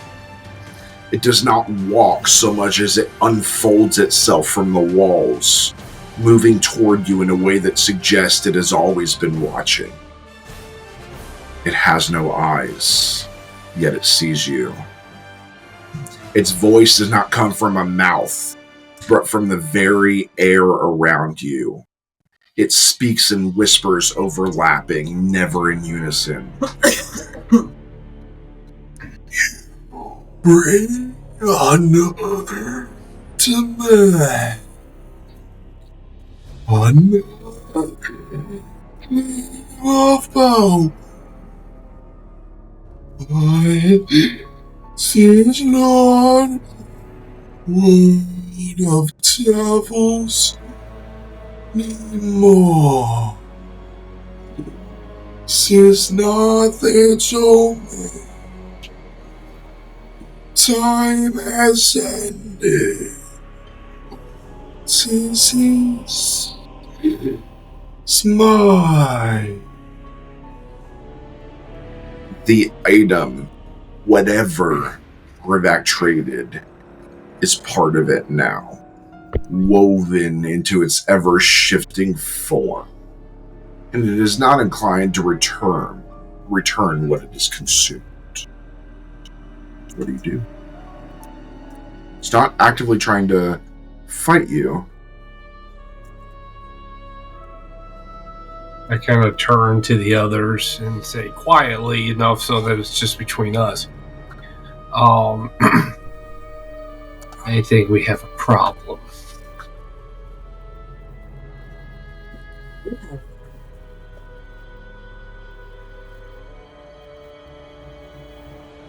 Had a problem for a while. What was that, Arthur? We've had a problem for a while. Now we have an immediate problem. The item we're supposed to grab, he took it. I think he ate it. Yum yum in my tum tum. Yeah. I'll ruin that for you forever. Yeah. Pizza so Hut. we get him. So we can get him to yak it up or cut it out.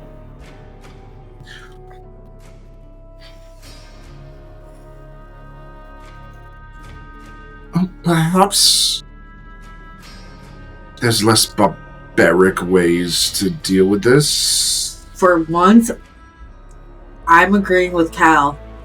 I mean, do you see the size of this thing? And this is what we can see of this thing. We don't know how big this is, and know how he did with that last thing. That was a lot smaller than this. No, I believe it or not, I was not going to suggest fighting this thing. Maybe bargain with it? We're gonna have to. There's no other way. But what does it want? I think... Calathar goes, grabs the back of you and pushes you towards it. You ask it. And it pushes you towards it. So you're probably like 30 feet from it, and it's like, you don't know where to look, because it has no eyes, it has no mouth. You're just like, ugh. I kind of like shoot back the look at him. Just to Arthur, I'm like, that tasted horrible coming out of my mouth. Saying that I agreed with Cal. I'm just to I was Arthur. like, what? That's what I was thinking. I'm just chuckling, but waiting to see if Colin lives. May I help so much for my character? Mimic. Please no. That's a big mimic. Is this the granddaddy? This thing's like 50 feet tall. This thing's massive. We're like, God, almost bordering on King Kong size. Yeah, but wider. Greetings. My name is Colin. Trying here, man. Greetings. I come in peace. Take me to your leader. I've come to strike a bargain with you. To offer. What do you need that would allow you to give the item that my employer requires? The item that you purchased from Grivak. Do not care for gold, power, soul. But you do. Knowledge, secrets, sense of identity. Basically, I'm sorry, what? Yeah. this thing desires knowledge, secrets, pieces of identity that can be given away but never reclaimed. So, what is each one of you willing to offer in exchange for what you seek? A memory, a piece of your past, a future that will never come to pass. If you do trade, you won't remember what you lost, but you will feel its absence. But every single person, if you are going to bargain with it, every single one of you must make an exchange. Oh. Yes. This is based off of Rumpelstiltskin, yes. It's one of my favorite stories growing up. You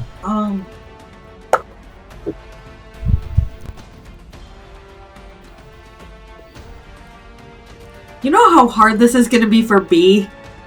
Because again, you won't remember that you lost it. You'll just feel like a piece is missing.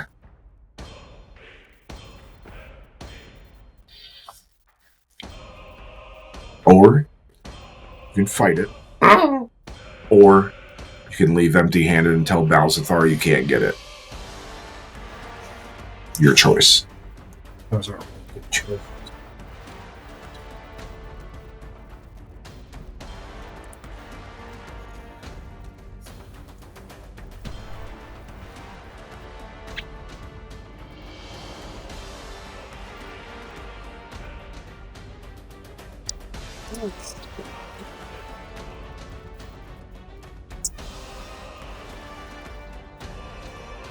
I mean, V doesn't really have secrets.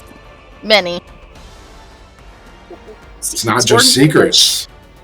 It's knowledge. It's your future.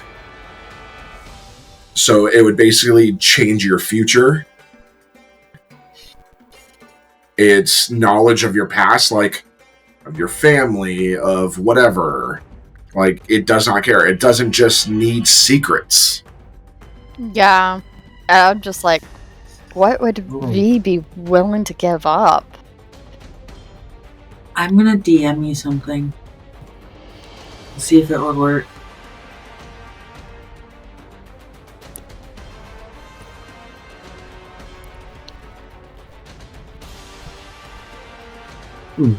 Colin.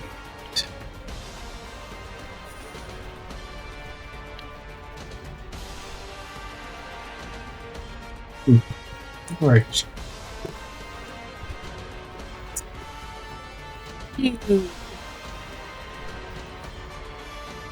Yeah.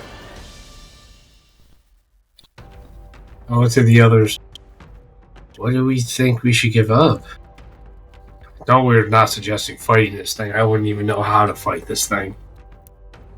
And honestly, I don't want to piss off your Boss?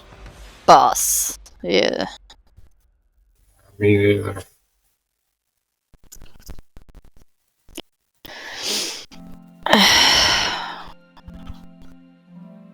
Well, there's a few things I want to give up.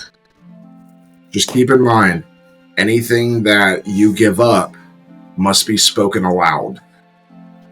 So even if you forget it, the others will know. Oh.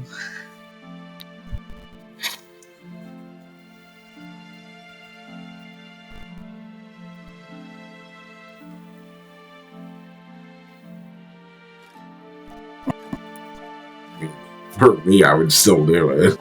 Yeah. B goes stands next to Colin. Do you have the helmet on or off?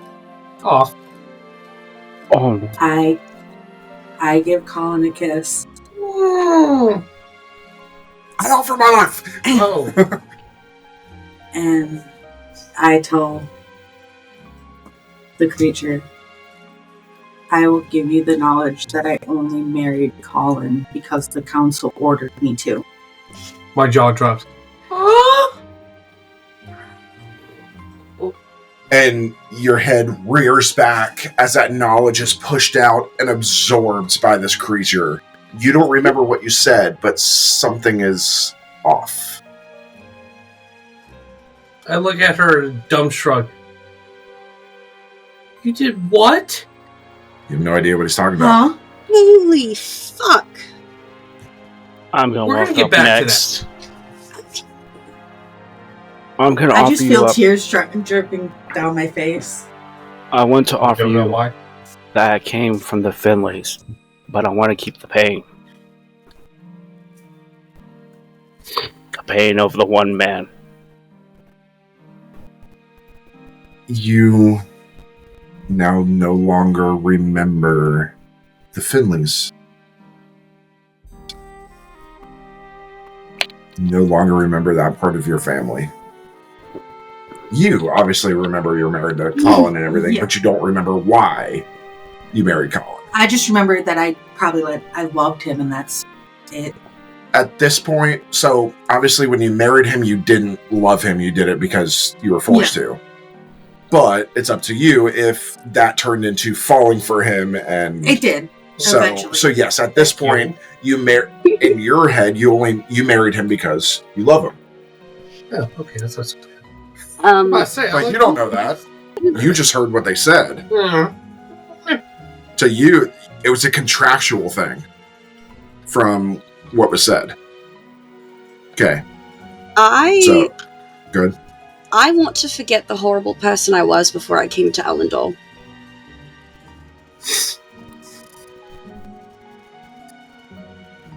That's what you do.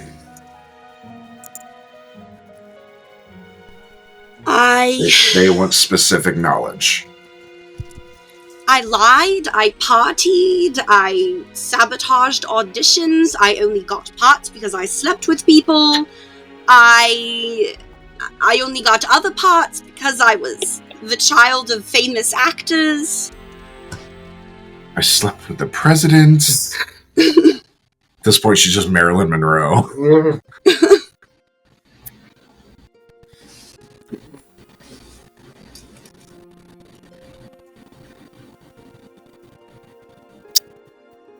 In your case, please roll me a d20. Okay. 3. You forget you were ever an actress, period. That you were ever famous. You remember having famous parents, but you don't ever remember being an actress. I will say, You also don't remember you had an alcohol problem. Okay. Which means, if you want to drink, you can. You don't remember. All right. If you would have rolled higher than a 10, you would have still remembered all that. Okay. Who else?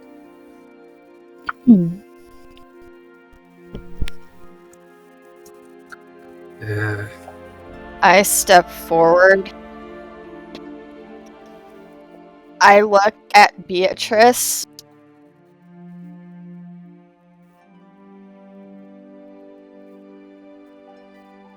I'm so sorry. And then I look to the thing.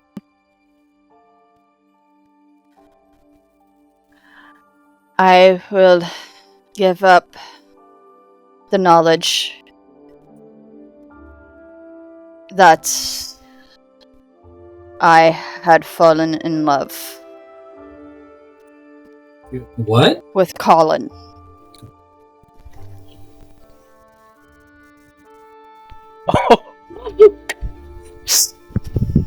Repeat that? Oh, And as you say that, and you don't remember. V? This is why we play this game. oh my! I just kind of look at V like, My jaws dropped. If you had a jaw, it would drop.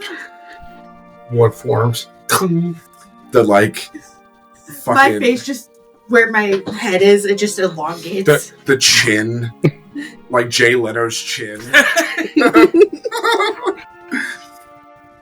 Like remember the superhero in Fairly Odd Parents? Yeah. The chin. That was played by Jay Leno. Oh, what? Jay Leno did the voice of that. For that reason. Okay. It's your turn. Oh, yay. California's going last. I give up the memory of the last 3 minutes. Can't do that. Damn it. Not acceptable. I give up the memory of my mother. Oh, Completely. Yes. Okay.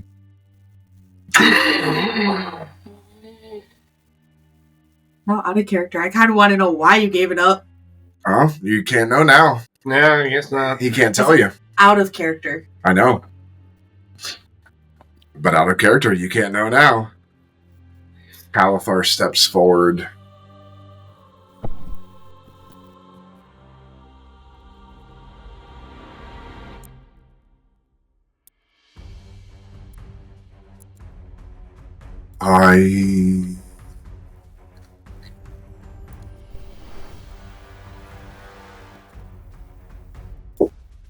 I will give up the knowledge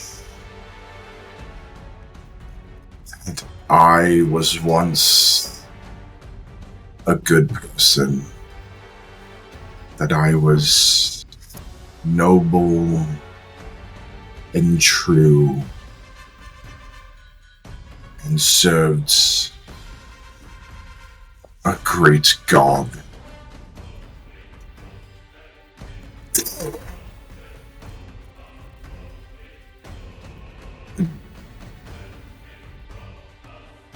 Calathar's armor stops glowing and warps to this black and red. Still looks the same, but it's all black and red now.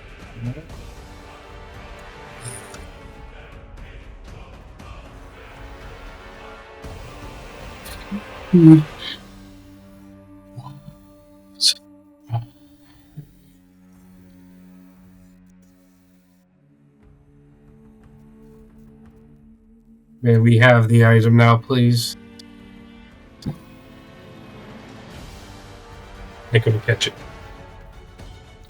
In your hand lands Be something good. coin.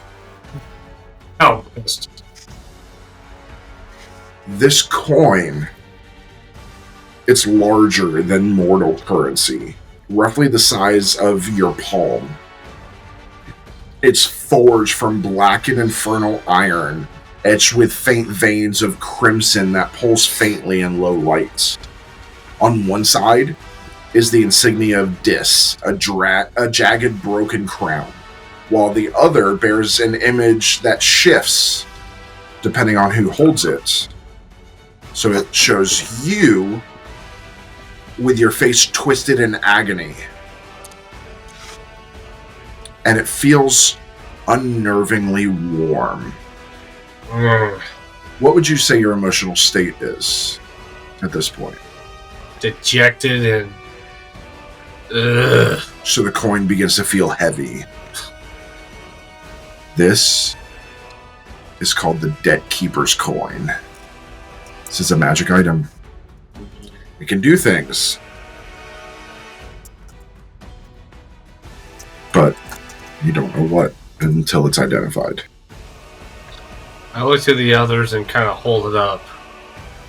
This is what we came for. I go up and hug Colin. I just hug her. Love you, honey, as I keep the coin away from her. I will say, now that V doesn't remember, you will notice that there is a shift at how they look at the two of you now.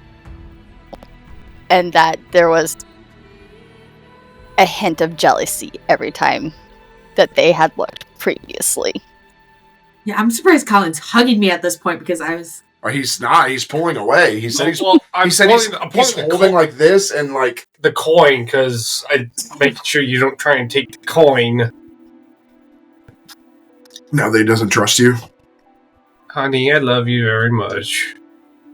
I love you too. Because I... And for the first time you hear it, it sounds more genuine. I kind of tear up. Than any other time. It seemed like any other time it seemed forced. Same with like the physical contact. Now it's actually genuine.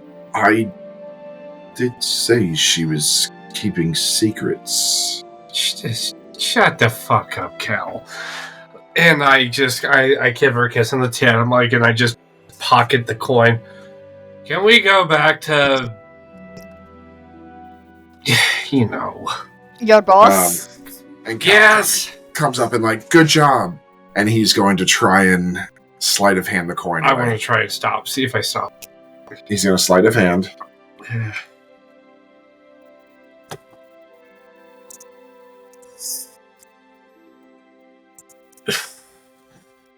You can roll a perception check. You have to beat his sleight of hand. Dude, you're not going to beat it. Unless you get a nat 20. I already tell you that. 22. 24. God damn it. 15. That was close. On the dice, +5, plus he's proficient, so a +4. Yeah, I was going to say, So, unless you roll a nat 20. Great job. And he seems genuine. And he slides it into his pouch.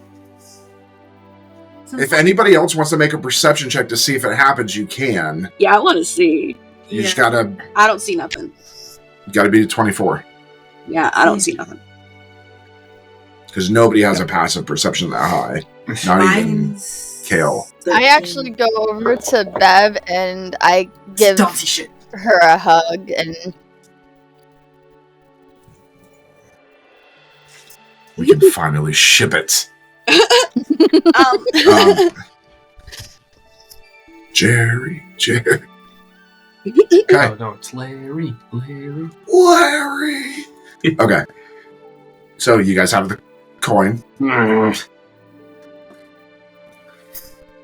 Calathar has... Since Ben's not writing this down. What? Yes, he is. He put it in his journal. Oh, shit. Yes. You can't see it, though, because I'm the only one that can see it. He's actually taking notes for once? He actually has. Of items that he's gotten, yes. And some of the people. He's learning. Okay. So. I go out of wherever this place is. Well, we should probably go back. Yep. So I kind of unsling the hammer and...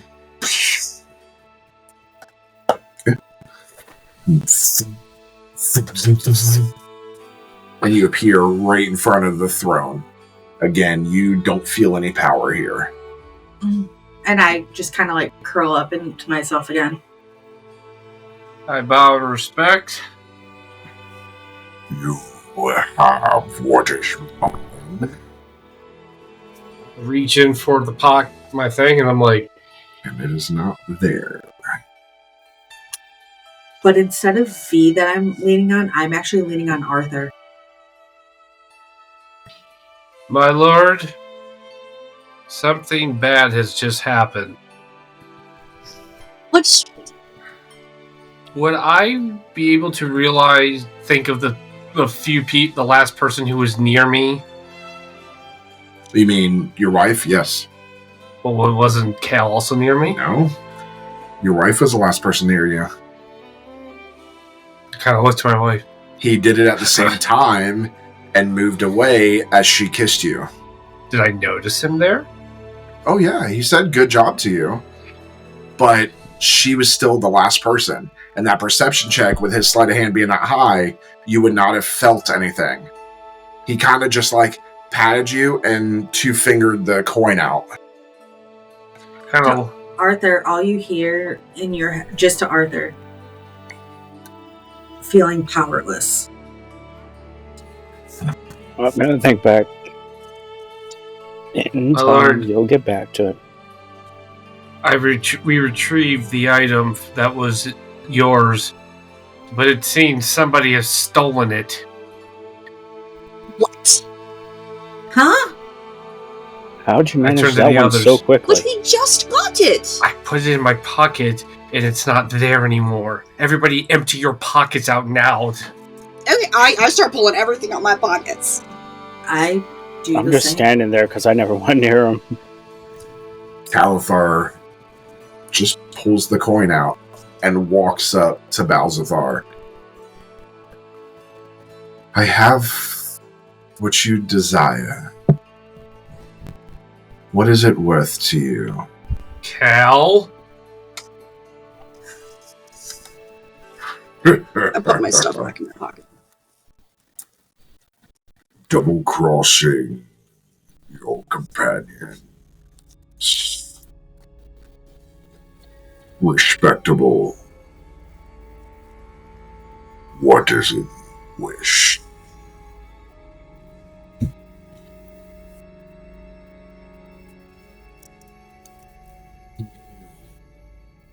Well, the last being that matters of great power.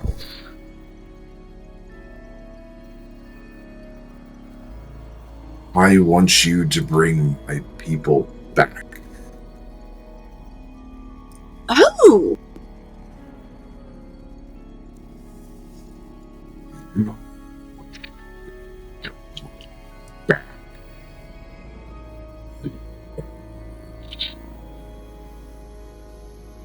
Or just the dream.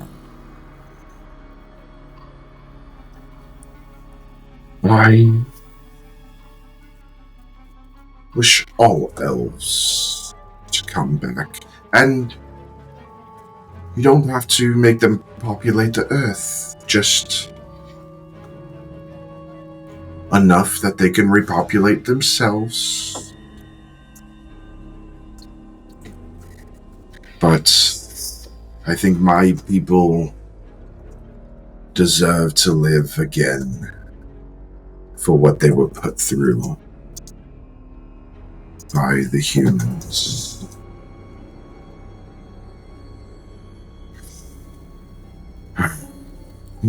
That's gonna make... Let's... The persuasion... Hawks.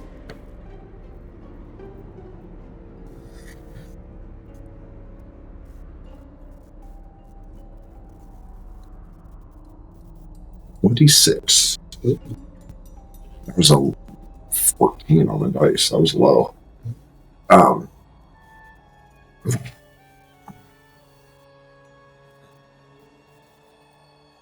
Very well.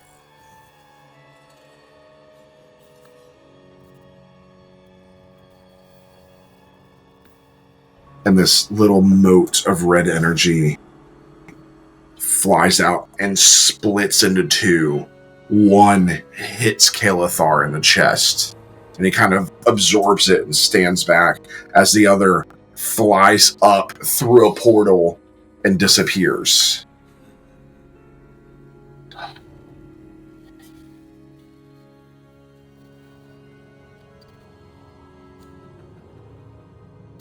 And throws the coin to him, which is very small in his hands.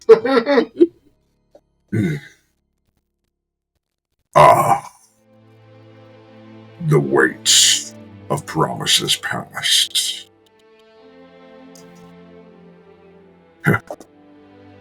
I'm surprised you didn't try to keep this for yourselves. What this thing can do.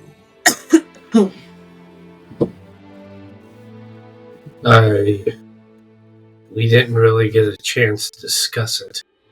And the person we got it from wasn't very forthcoming on the details of what it did. He kind of rolls it in his fingers.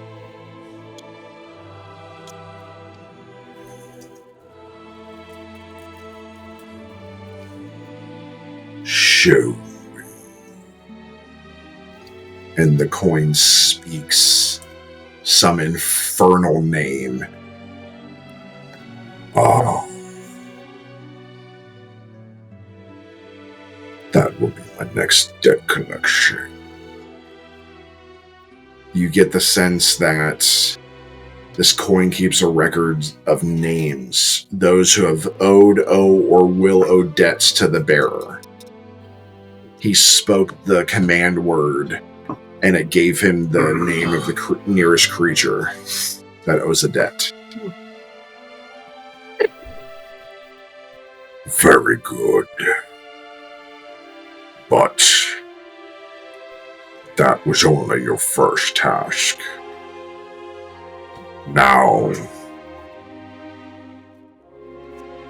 somewhere in the ruins of Phlegethos, there's a flame that should have died in the shatter, and yet it still burns.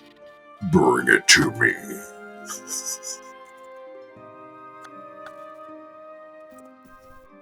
Okay, Very so well. we're getting a flame? You're getting a flame, the fire that never dies. In Phlegethos, the fourth layer of hell.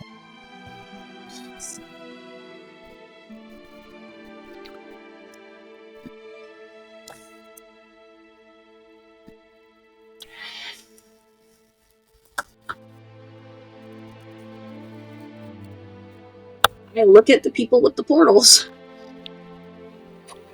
I kind of glare at Cal. We need to have a talk later as I open the portal to Phlegethos.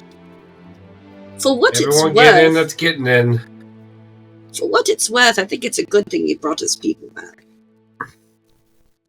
And Kel just looks at you and then walks right through the portal. I I'll will go through. too. I Actually, followed to see rewind if that. he's still Kel attached. looks at you,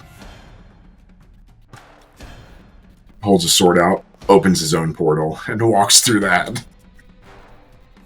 Fucking show off. As I go through my portal, which is perfectly good as Cal's. My portal's better. Shut up, Cal. I I'll go have through Kel's portal. refreshments. I just Just to go through fuck Collins. with Colin, I go through Kale's. Wow. There are a So we're bunch of going children. through Kale and Colin's holes.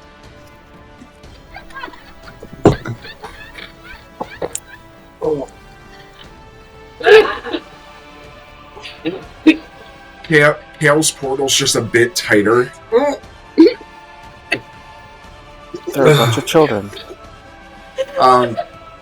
V, which portal are you going through? Because it matters. Matters? Yes. Oh god.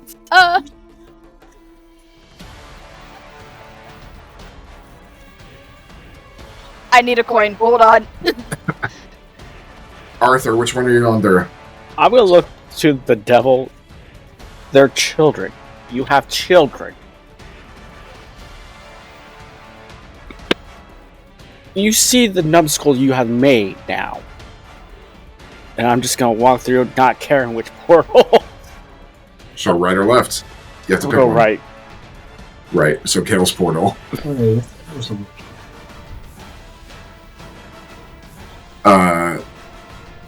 I'm going through Kale's portal. Uh, I rolled Beverly. for that.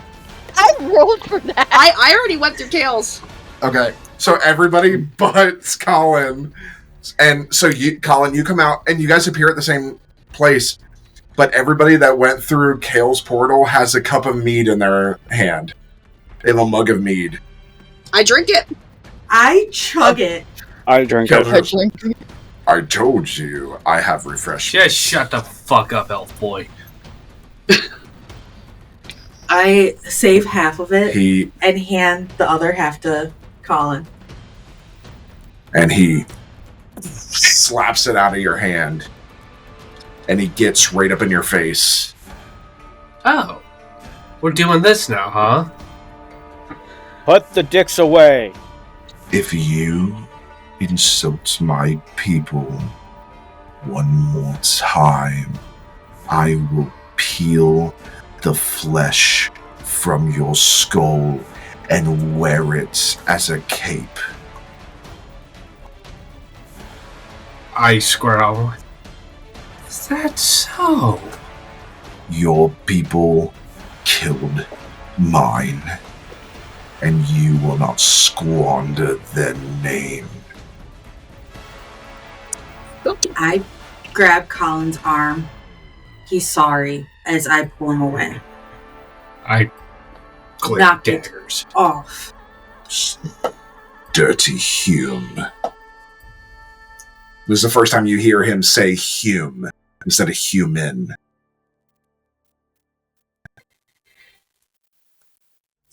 I will say,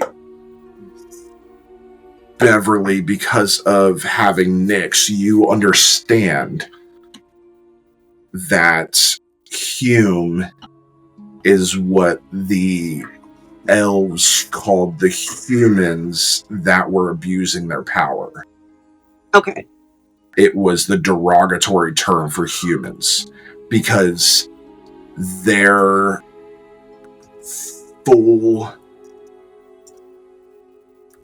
full name was not worthy enough to grace the tongues of elves. Okay. I make a mental note of it, but I don't say anything. And it's Hume. Okay. You. I actually put that in one of my books and I loved it, so. Yeah, Colin, that was kind of really fucked up. Stop picking on different races, because if that's going to be the case, we're all different races besides you.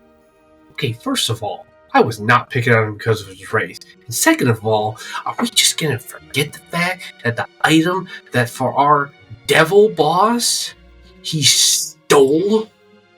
If he had told us what he was planning on doing, I would have helped him. Really, so if I told you every single secret that I have, Oh! you would help. Oh!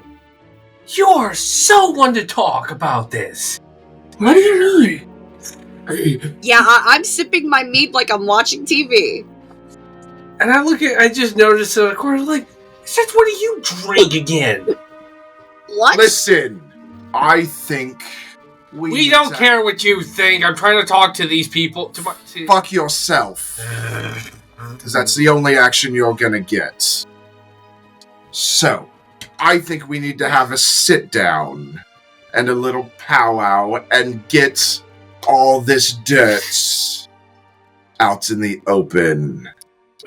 And he waves his hand, and a campfire appears.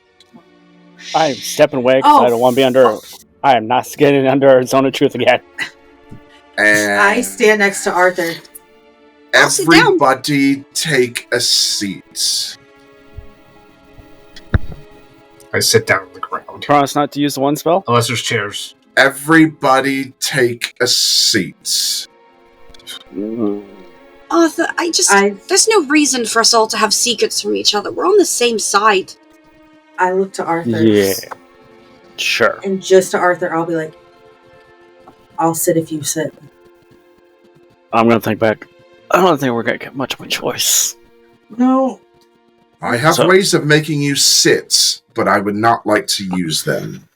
I go find a spot near, but try to be out of the range of Cal. I sit next to Arthur.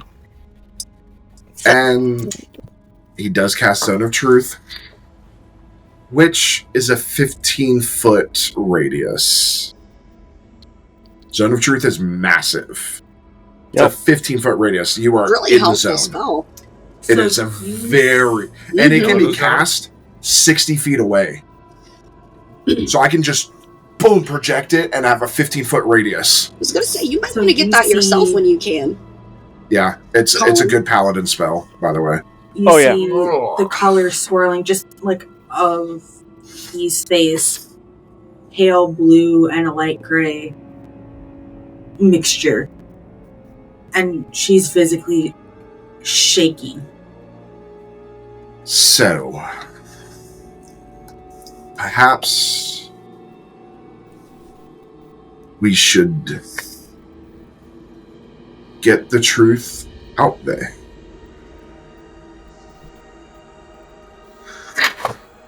So, I'm not affected by this spell, but I will be 100% honest.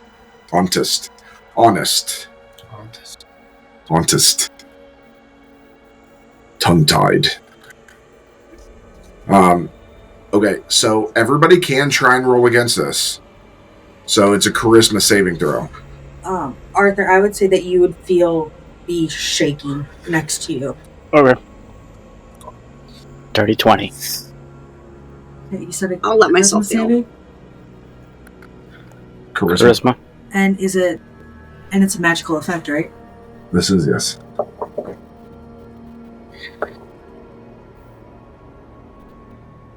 $19. Okay. Are you going to try and save against it? No. Okay. V, are you going to try and save against it? No. Okay. It's great because everybody failed. What was the save? 22. He is high charisma. He's a prince. He's a prince and a paladin. Yeah. This is kind of what they do. Paladins are charisma casters. So, and remember, he's also a higher level than all of you. So it makes it go up. Okay? So, who would like to start with the first question? I can start. Sure.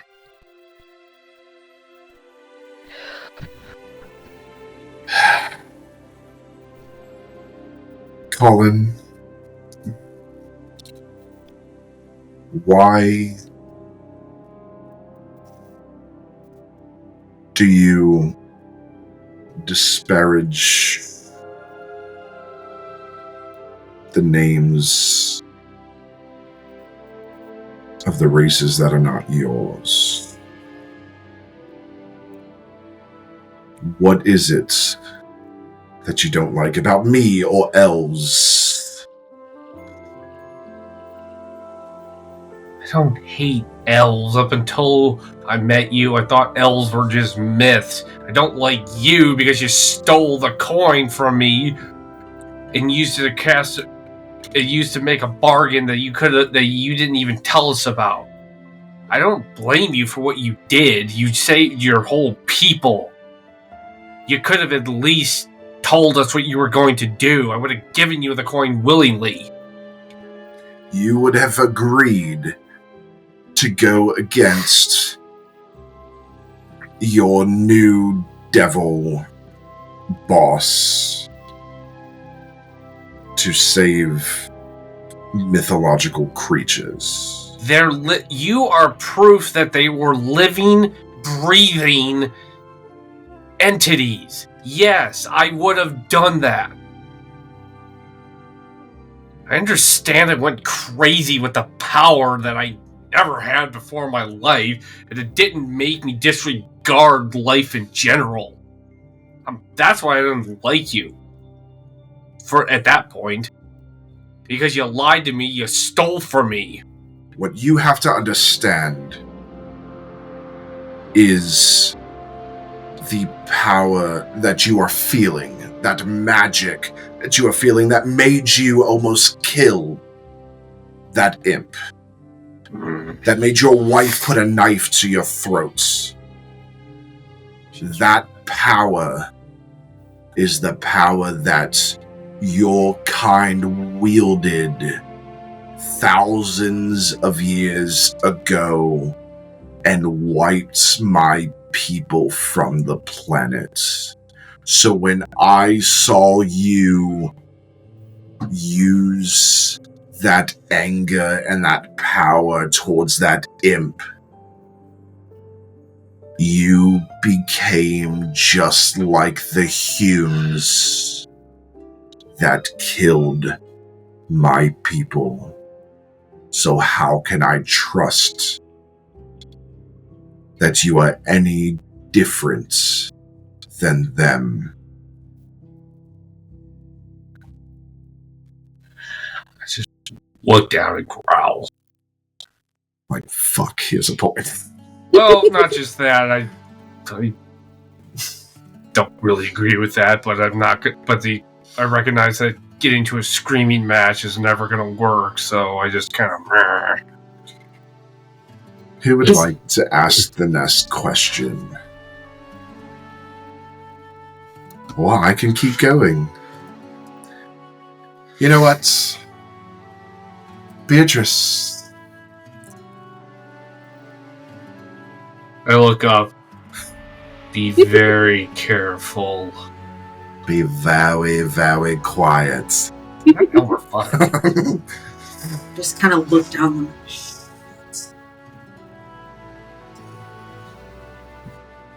I know you don't remember, but you did say that you married Colin because the council told you to. I lean over to Hev and whisper to her, "Do you have any more alcohol?" I drank all of mine. Is the council... Why did they want you to marry Colin, and what was their purpose? How much of it would I remember? The only part you wouldn't remember is why they wanted you to marry Colin. So the second question I could answer. Yeah, truthfully, yeah. But everything else. Now, remember, you can technically try and skirt around questions, you just can't tell a lie.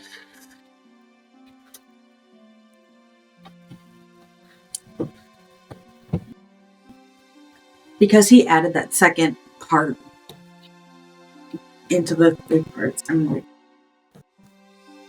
I don't remember. You don't remember why you married Colin. So, I take that away. Why are you here? What was your purpose from the council? And what did they want?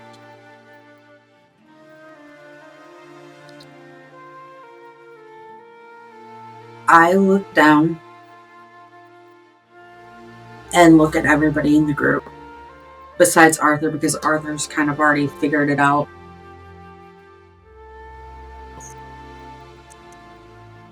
The council wanted me to report back what we found on Elyndor so they could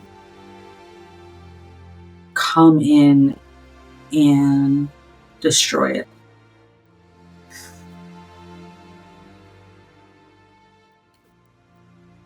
Of course. I mean, they're dead, so there's nothing to worry about. Would you have done it? It's a great question. If they hadn't have died, would you have gone through with it and let them come here and destroy this world? My world.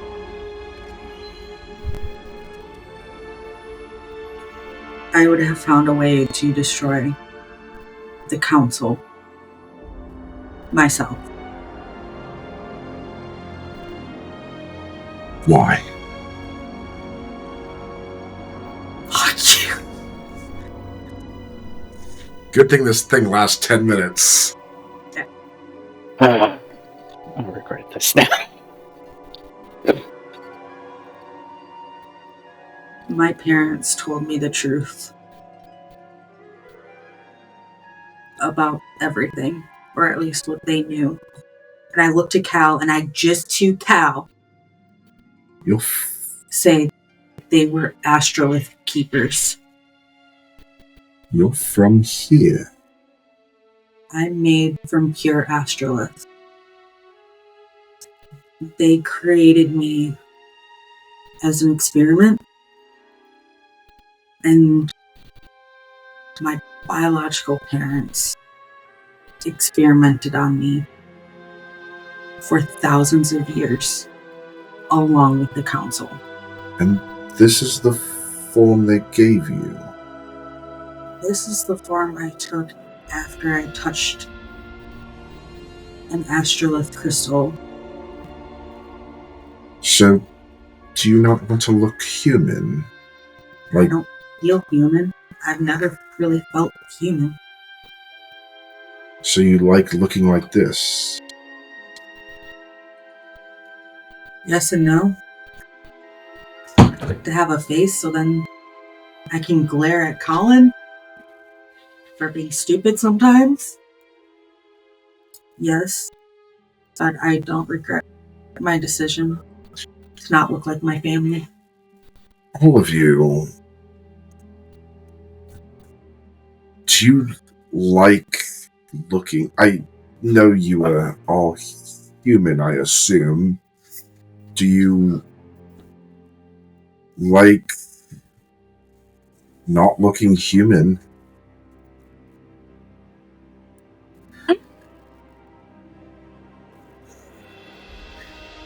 In case, my appearance is a physical manifestation of the partnership with Nyx, so I don't regret not looking fully human. It has its purpose. I didn't ask that. I asked if you liked it. It's hard to like or dislike, unfortunately. And V, do you like looking how you look?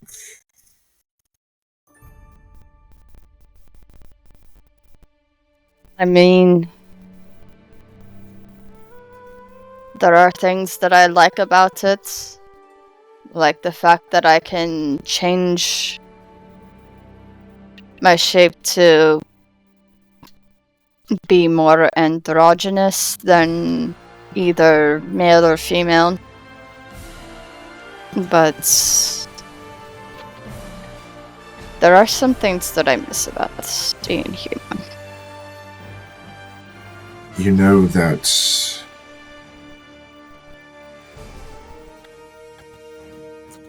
I mean, I don't know where that other moat went, but I assume it went into the atmosphere of Elyndor.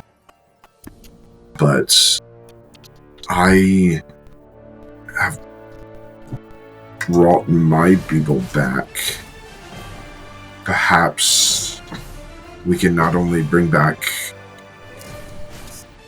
humans, but all the others.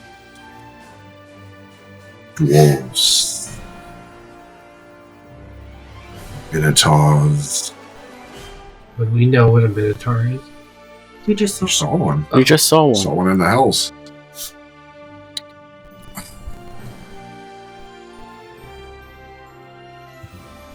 Genasi. These you have no idea. Yeah.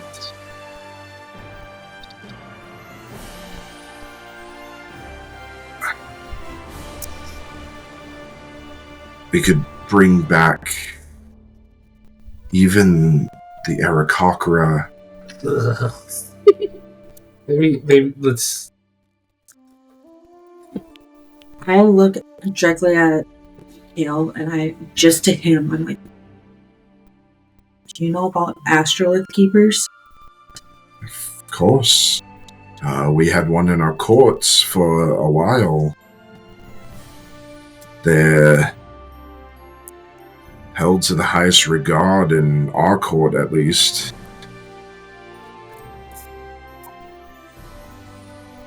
They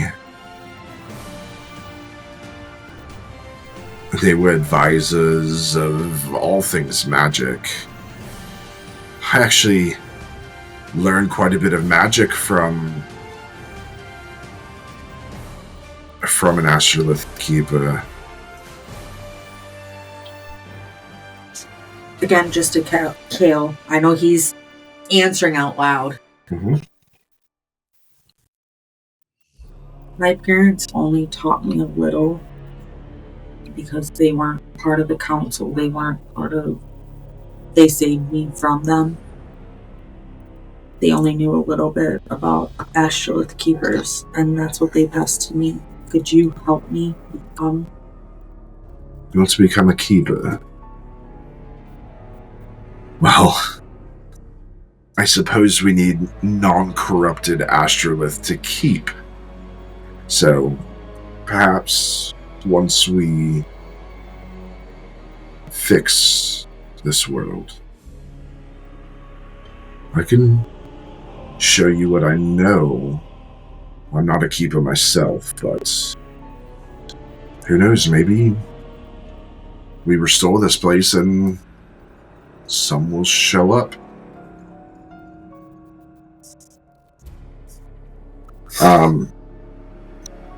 Does anybody else have any burning questions?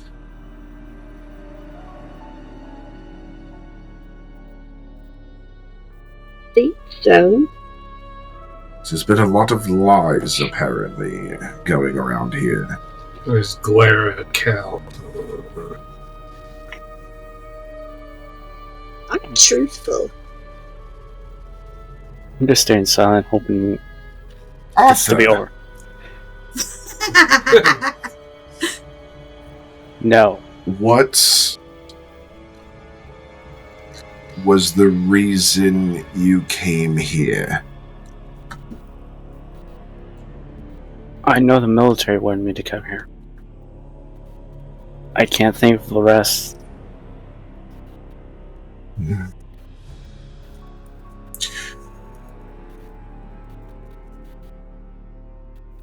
Were you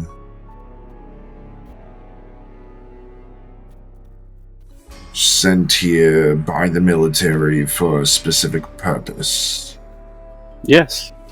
What was it? As I've said before, is to collect relics, anything of purpose, anything of power. But again, they're dead.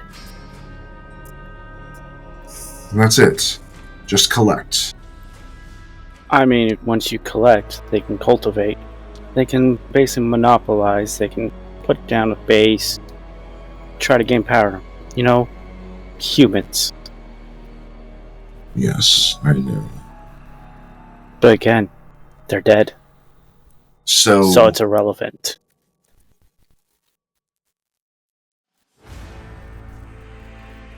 You wish for power, don't you? Not in a way you think. You wish to be important, No. to make history. No. I'll leave that to St. Beatrice.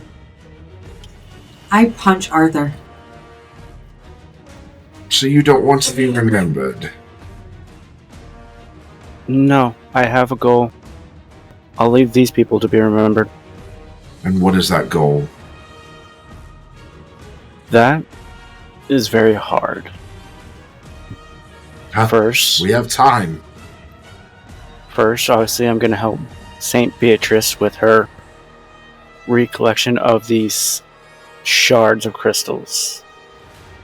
Reestablish life so that order can bring again.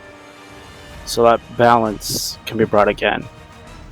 Humans, not so much necessary, as they make it sticky. I turn to look to Arthur.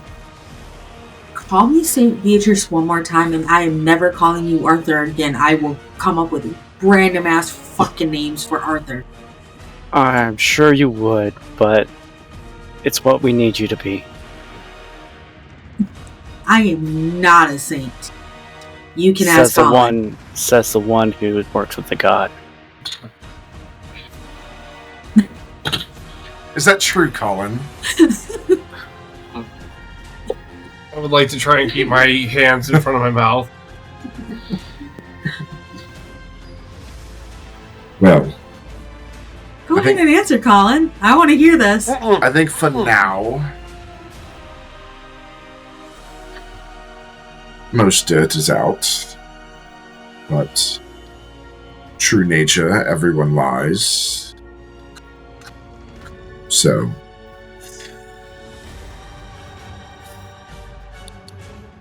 shall we continue? I get up. Let's. So, heat crashes down on you like a living force, suffocating, all-consuming.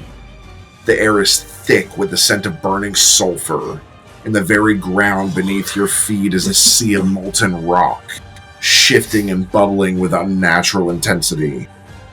This is Phlegathos, the fourth layer of hell. Once a domain of controlled, torturous flame, ruled with an iron grip by infernal lords who perfected the art of suffering. It is chaos. The shattering did not extinguish its fire. It unleashed it. The rivers of flame no longer flow in steady, predictable channels, but roar wildly, consuming everything in their path with no master to guide them. Entire citadels have collapsed into molten pits, their occupants long turned to ash. Nothing here should have survived the destruction, and yet deep within the ruins of a fallen citadel, something still burns. Something that should not be here.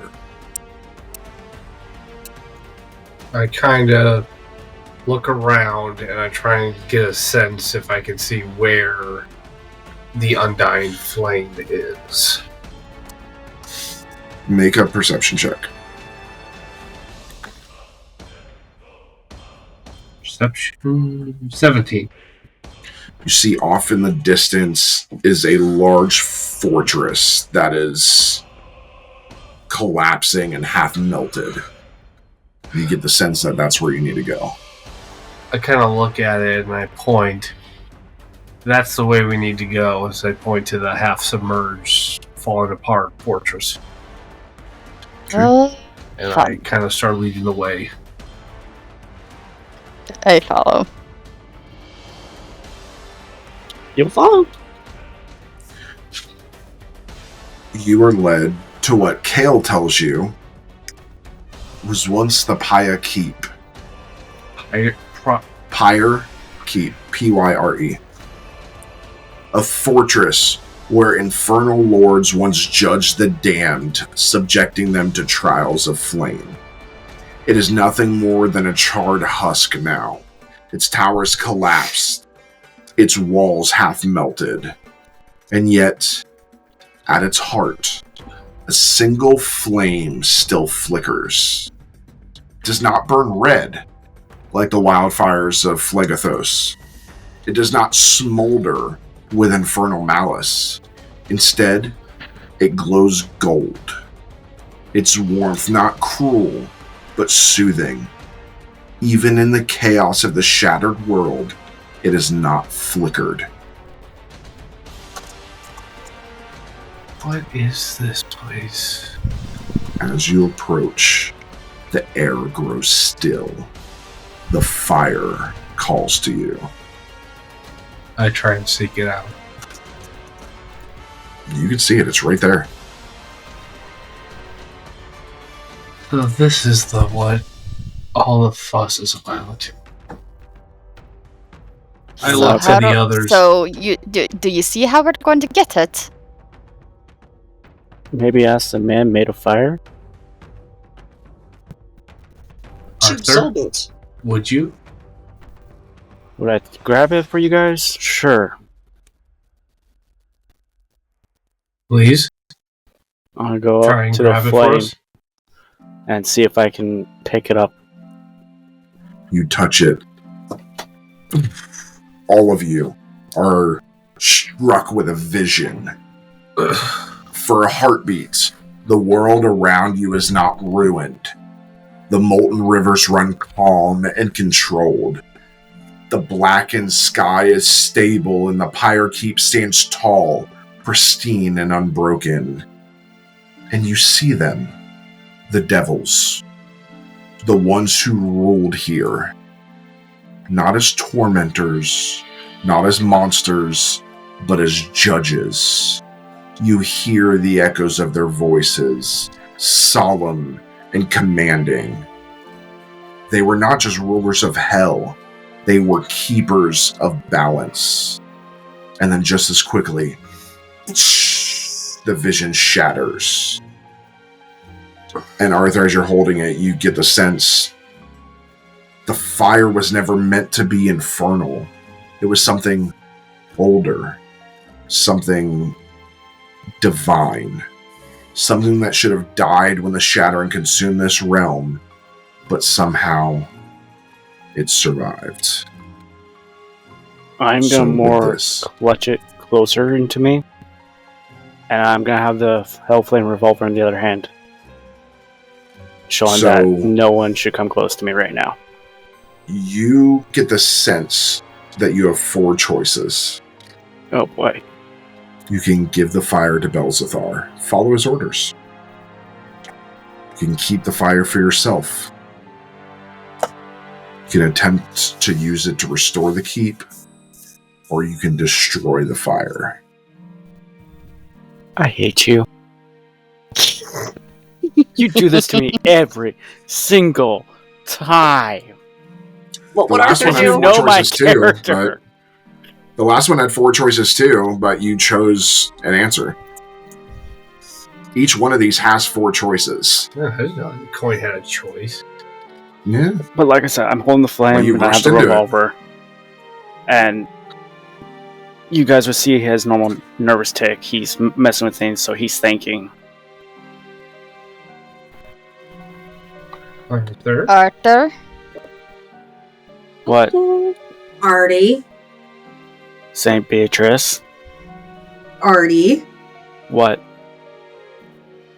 Don't do what I know you're thinking of doing. What am I gonna do? Keep it. That's an option. There's also destroying it. Please don't. Or better yet, We don't know what's going to happen to these people that have a pact with them. To us. I'm not gonna keep it, nor will I destroy it. I'm gonna restore it. So you're going to restore the keep. Mm-hmm. Restore what? And I'll put my hand out to the keep. The golden flame flickers softly in your grasp, casting a light that feels unnatural in this place. Not because it's unwelcome, because it's forgotten. The ruins of Pyre Keep, once a bastion of infernal judgment, stand around you in charged silence, half-melted towers sagging into the rivers of uncontrolled fire that rage through Phlegethos. And yet, as you hold the flame, you feel it resist the destruction. It does not burn wildly like the infernal landscape around you. It does not want to destroy. It wants to restore. Perhaps it still can. The fire's not a tool. It's not an object. It's a presence, an essence of something older than the hells, something that should have faded but did not. Restoring the keep is not as simple as placing the fire in its rightful place. It requires intention, will, a choice. Is this your will? Yes. You focus on that. And the moment you make that choice, the golden fire reacts, not violently, but eagerly, as if it has waited far too long for someone to remember. The fire leaves your hands. Like water poured into cracked earth, it begins to spread, threading itself into the blackened stones of the keep, flowing through what remains of its foundation.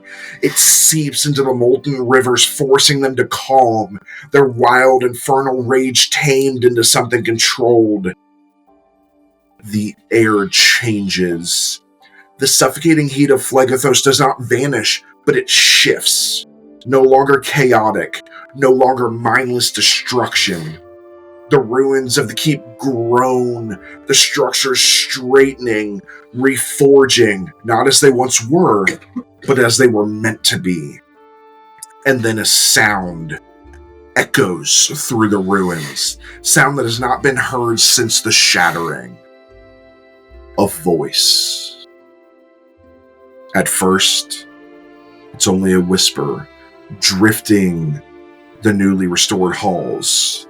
Then slowly, it strengthens. You remember. The voice is not demonic. It's not infernal. It's something in between.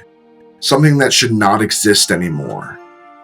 And then from the golden fire, they emerge. Figures. Not devils. Not demons. But something else. They do not have names. Only titles. Remnants of what they once were. You see the Arbiter. A towering figure, faceless, wrapped in celestial chains that bind his own hands, as if once he passed judgment, but now he bears it himself. You see the Watcher, a hollow-eyed woman, her form blurred, shifting as if she existed multiple moments at once. And then you see the Sentinel, a creature made of both stone and light, its body fractured but whole, like something broken that refuses to fall apart. They do not attack. They do not move against you. They only watch. And then one by one, they kneel. Not in worship, but in recognition. You have restored what was lost. But do you understand what you have done? I pissed off a devil, made them second guess me more, made them think I was going to consume it but didn't. Other than that, no. This is what I felt was needed. So, Will this bring balance? Higher Keep is no longer a ruin. It's not fully rebuilt, but it is anchored, no longer lost to the chaos of Phlegothos. It is a place of judgment once more, but who will sit in judgment now? And these forgotten wardens, figures aren't devils, they're something older. They do not serve hell, they do not serve the gods, they serve balance. And now, they serve the ones who restored them. Oh. And the 9 hells have existed in broken chaos since the Shattering. Thousands of years. But now one piece of that balance has been reforged. What does that mean for the layers above? For Nessus? For Belzethar himself? You have not simply completed a task. You have rewritten a part of the 9 hells. What was once a land of chaotic flame and destruction now has a foundation once more. The wardens once lost now exist again. But the true question remains, what were they meant to judge? And now that they have returned, who will they judge first? So, it is up to you what they do. You can have them follow you, or you can let them stay here to do their job. My vote is for them to stay. I agree. I agree. Yeah. As I'm kind of just staring. I'm just flabbergasted. I'm gonna mentally think to B. Didn't expect that, did you? No, but next time I see you, Artie, I'm gonna punch you. Or next time you're near me. Just be prepared that you're gonna get a bruised arm. It won't get bruised. Well, he might not like this. I think he's gonna like this, so that's why I'm also scared. Health is already full. Good, yeah.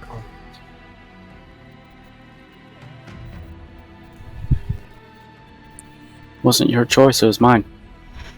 I want to kill. How fucked do you think we are gonna be? Depends on what kind of mood he's in. What type of mood is he typically in? He's a devil. So bad mood, got it. I'm gonna look to them. I need you to restore balance back here. Don't judge them harshly. Don't judge too nicely. See them for who they are and their actions. Collaborate and then judge.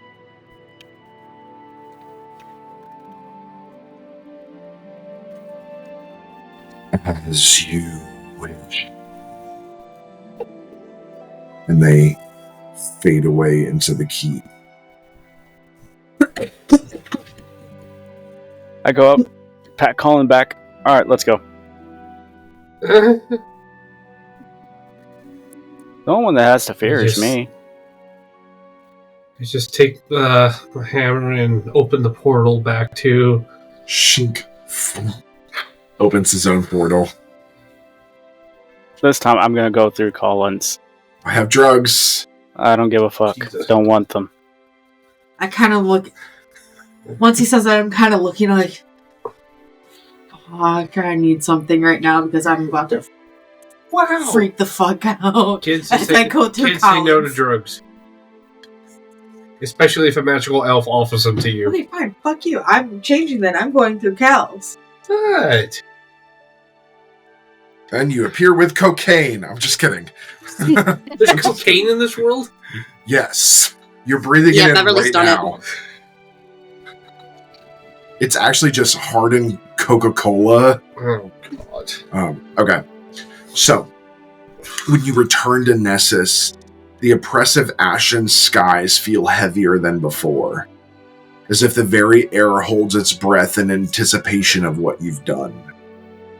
The charred landscape stretches endlessly, and at the heart of it, in his throne of twisted iron and bone, sits Belzethar. His presence is as suffocating as ever, but something is different. His usual demeanor, a blend of sardonic charm and subtle menace, is tempered, like a blade pulled back into its sheath but not forgotten. As you approach, his amber eyes glowing faintly beneath heavy brows flicker with interest. He leans forward, his massive clawed hands resting casually on the arms of his throne. His tusks catch the dim light, casting thin shadows over his jagged smile, though the lisp in his voice seems slightly heavier, as if he already suspects your choice. So, you've returned. Oh, I see. Tell me, what did you do with my flame? I did what was necessary and restored that keep. Their choice because I was about not to fair. try it. They're the ones foolish enough to let me go up there by myself. Is it as oppressive as it's been before for me? Or Oh yeah, still. I'm just kind of curling into myself. It sounds. I'm nowhere near Arf. you. Huh? I'm not near you. Oh, I was going to go over to you. His smile fades, not into anger, but something worse. Oh. Disappointment. He stands slowly, towering over you, his wings shifting slightly, casting jagged shadows across the crumbling floor. The weight of his gaze feels like it could grind stone to dust. You restored it. Yes. You left the judgment to those who already failed their purpose once. I gave them instructions. More to keep balance than willy-nilly one side or another. That flame was a reminder of what was lost.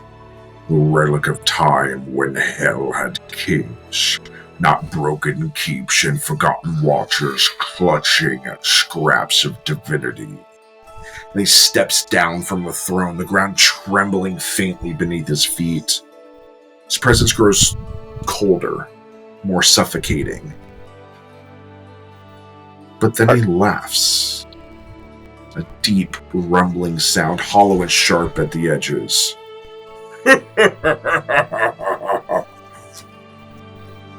Perhaps I misjudged you. And he begins circling you, his tail dragging across the cracked floor. How is this going to feel to, like... No different. I'm just You like that. think yourselves righteous? That you've done something noble? No. You've simply ensured that the chains remain hidden under new paint. But you've also done something else. You've shifted the balance. You've created a new power where there was none. And powers are pliable.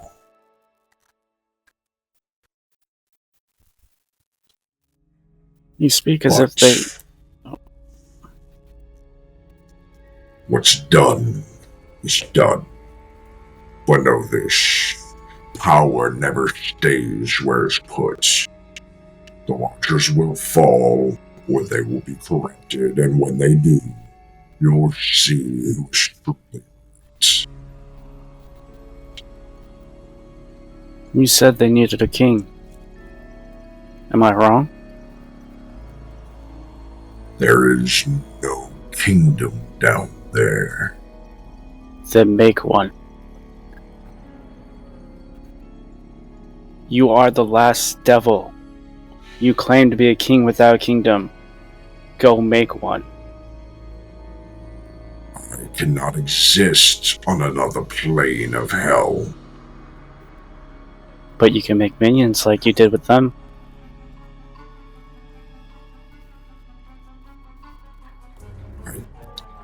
There's no way to make more demons unless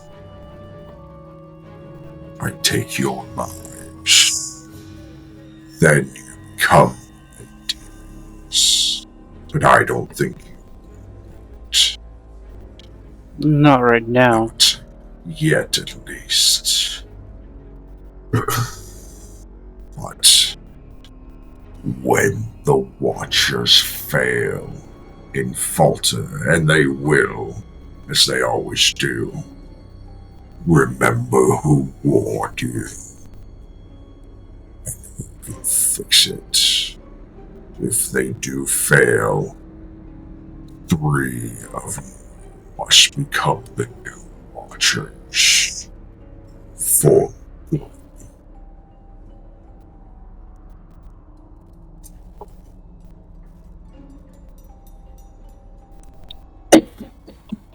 But, nevertheless, the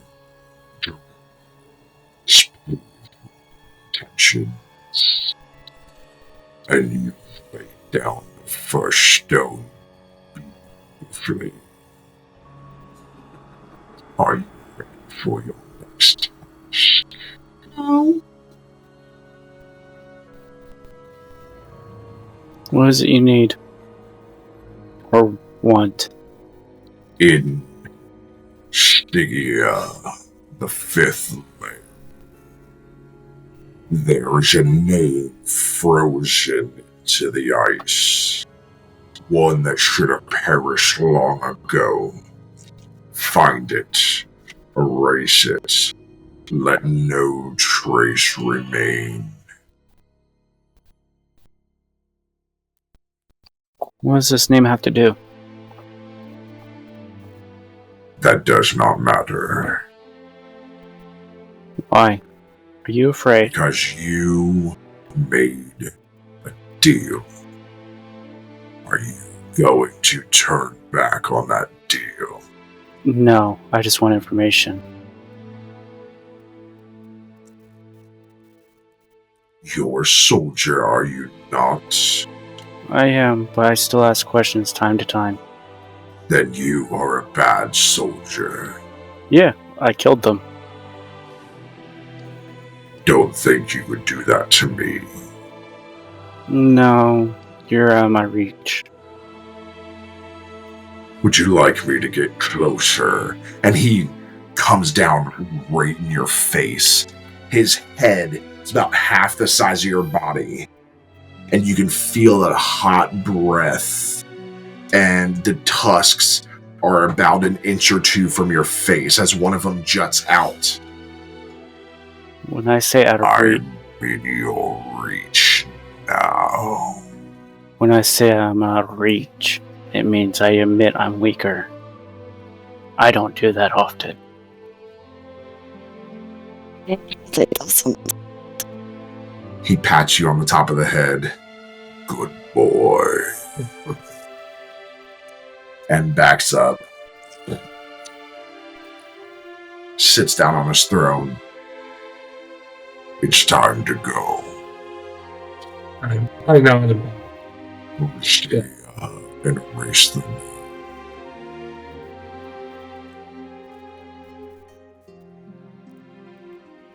Okay. As I open the portal to Stygia. And Calathar, as you open the portal and people are getting ready to step through, Calathar turns.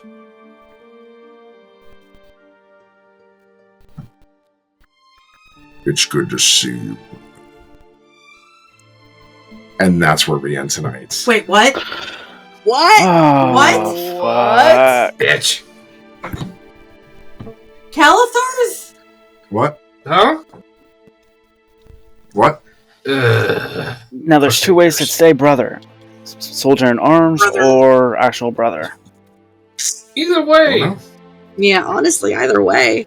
It's Don't know. huge. Well, Guess we'll you guys find can out. tell 2 tasks in the house. There's only a few more to go. Restored part of the house already, whether good or bad.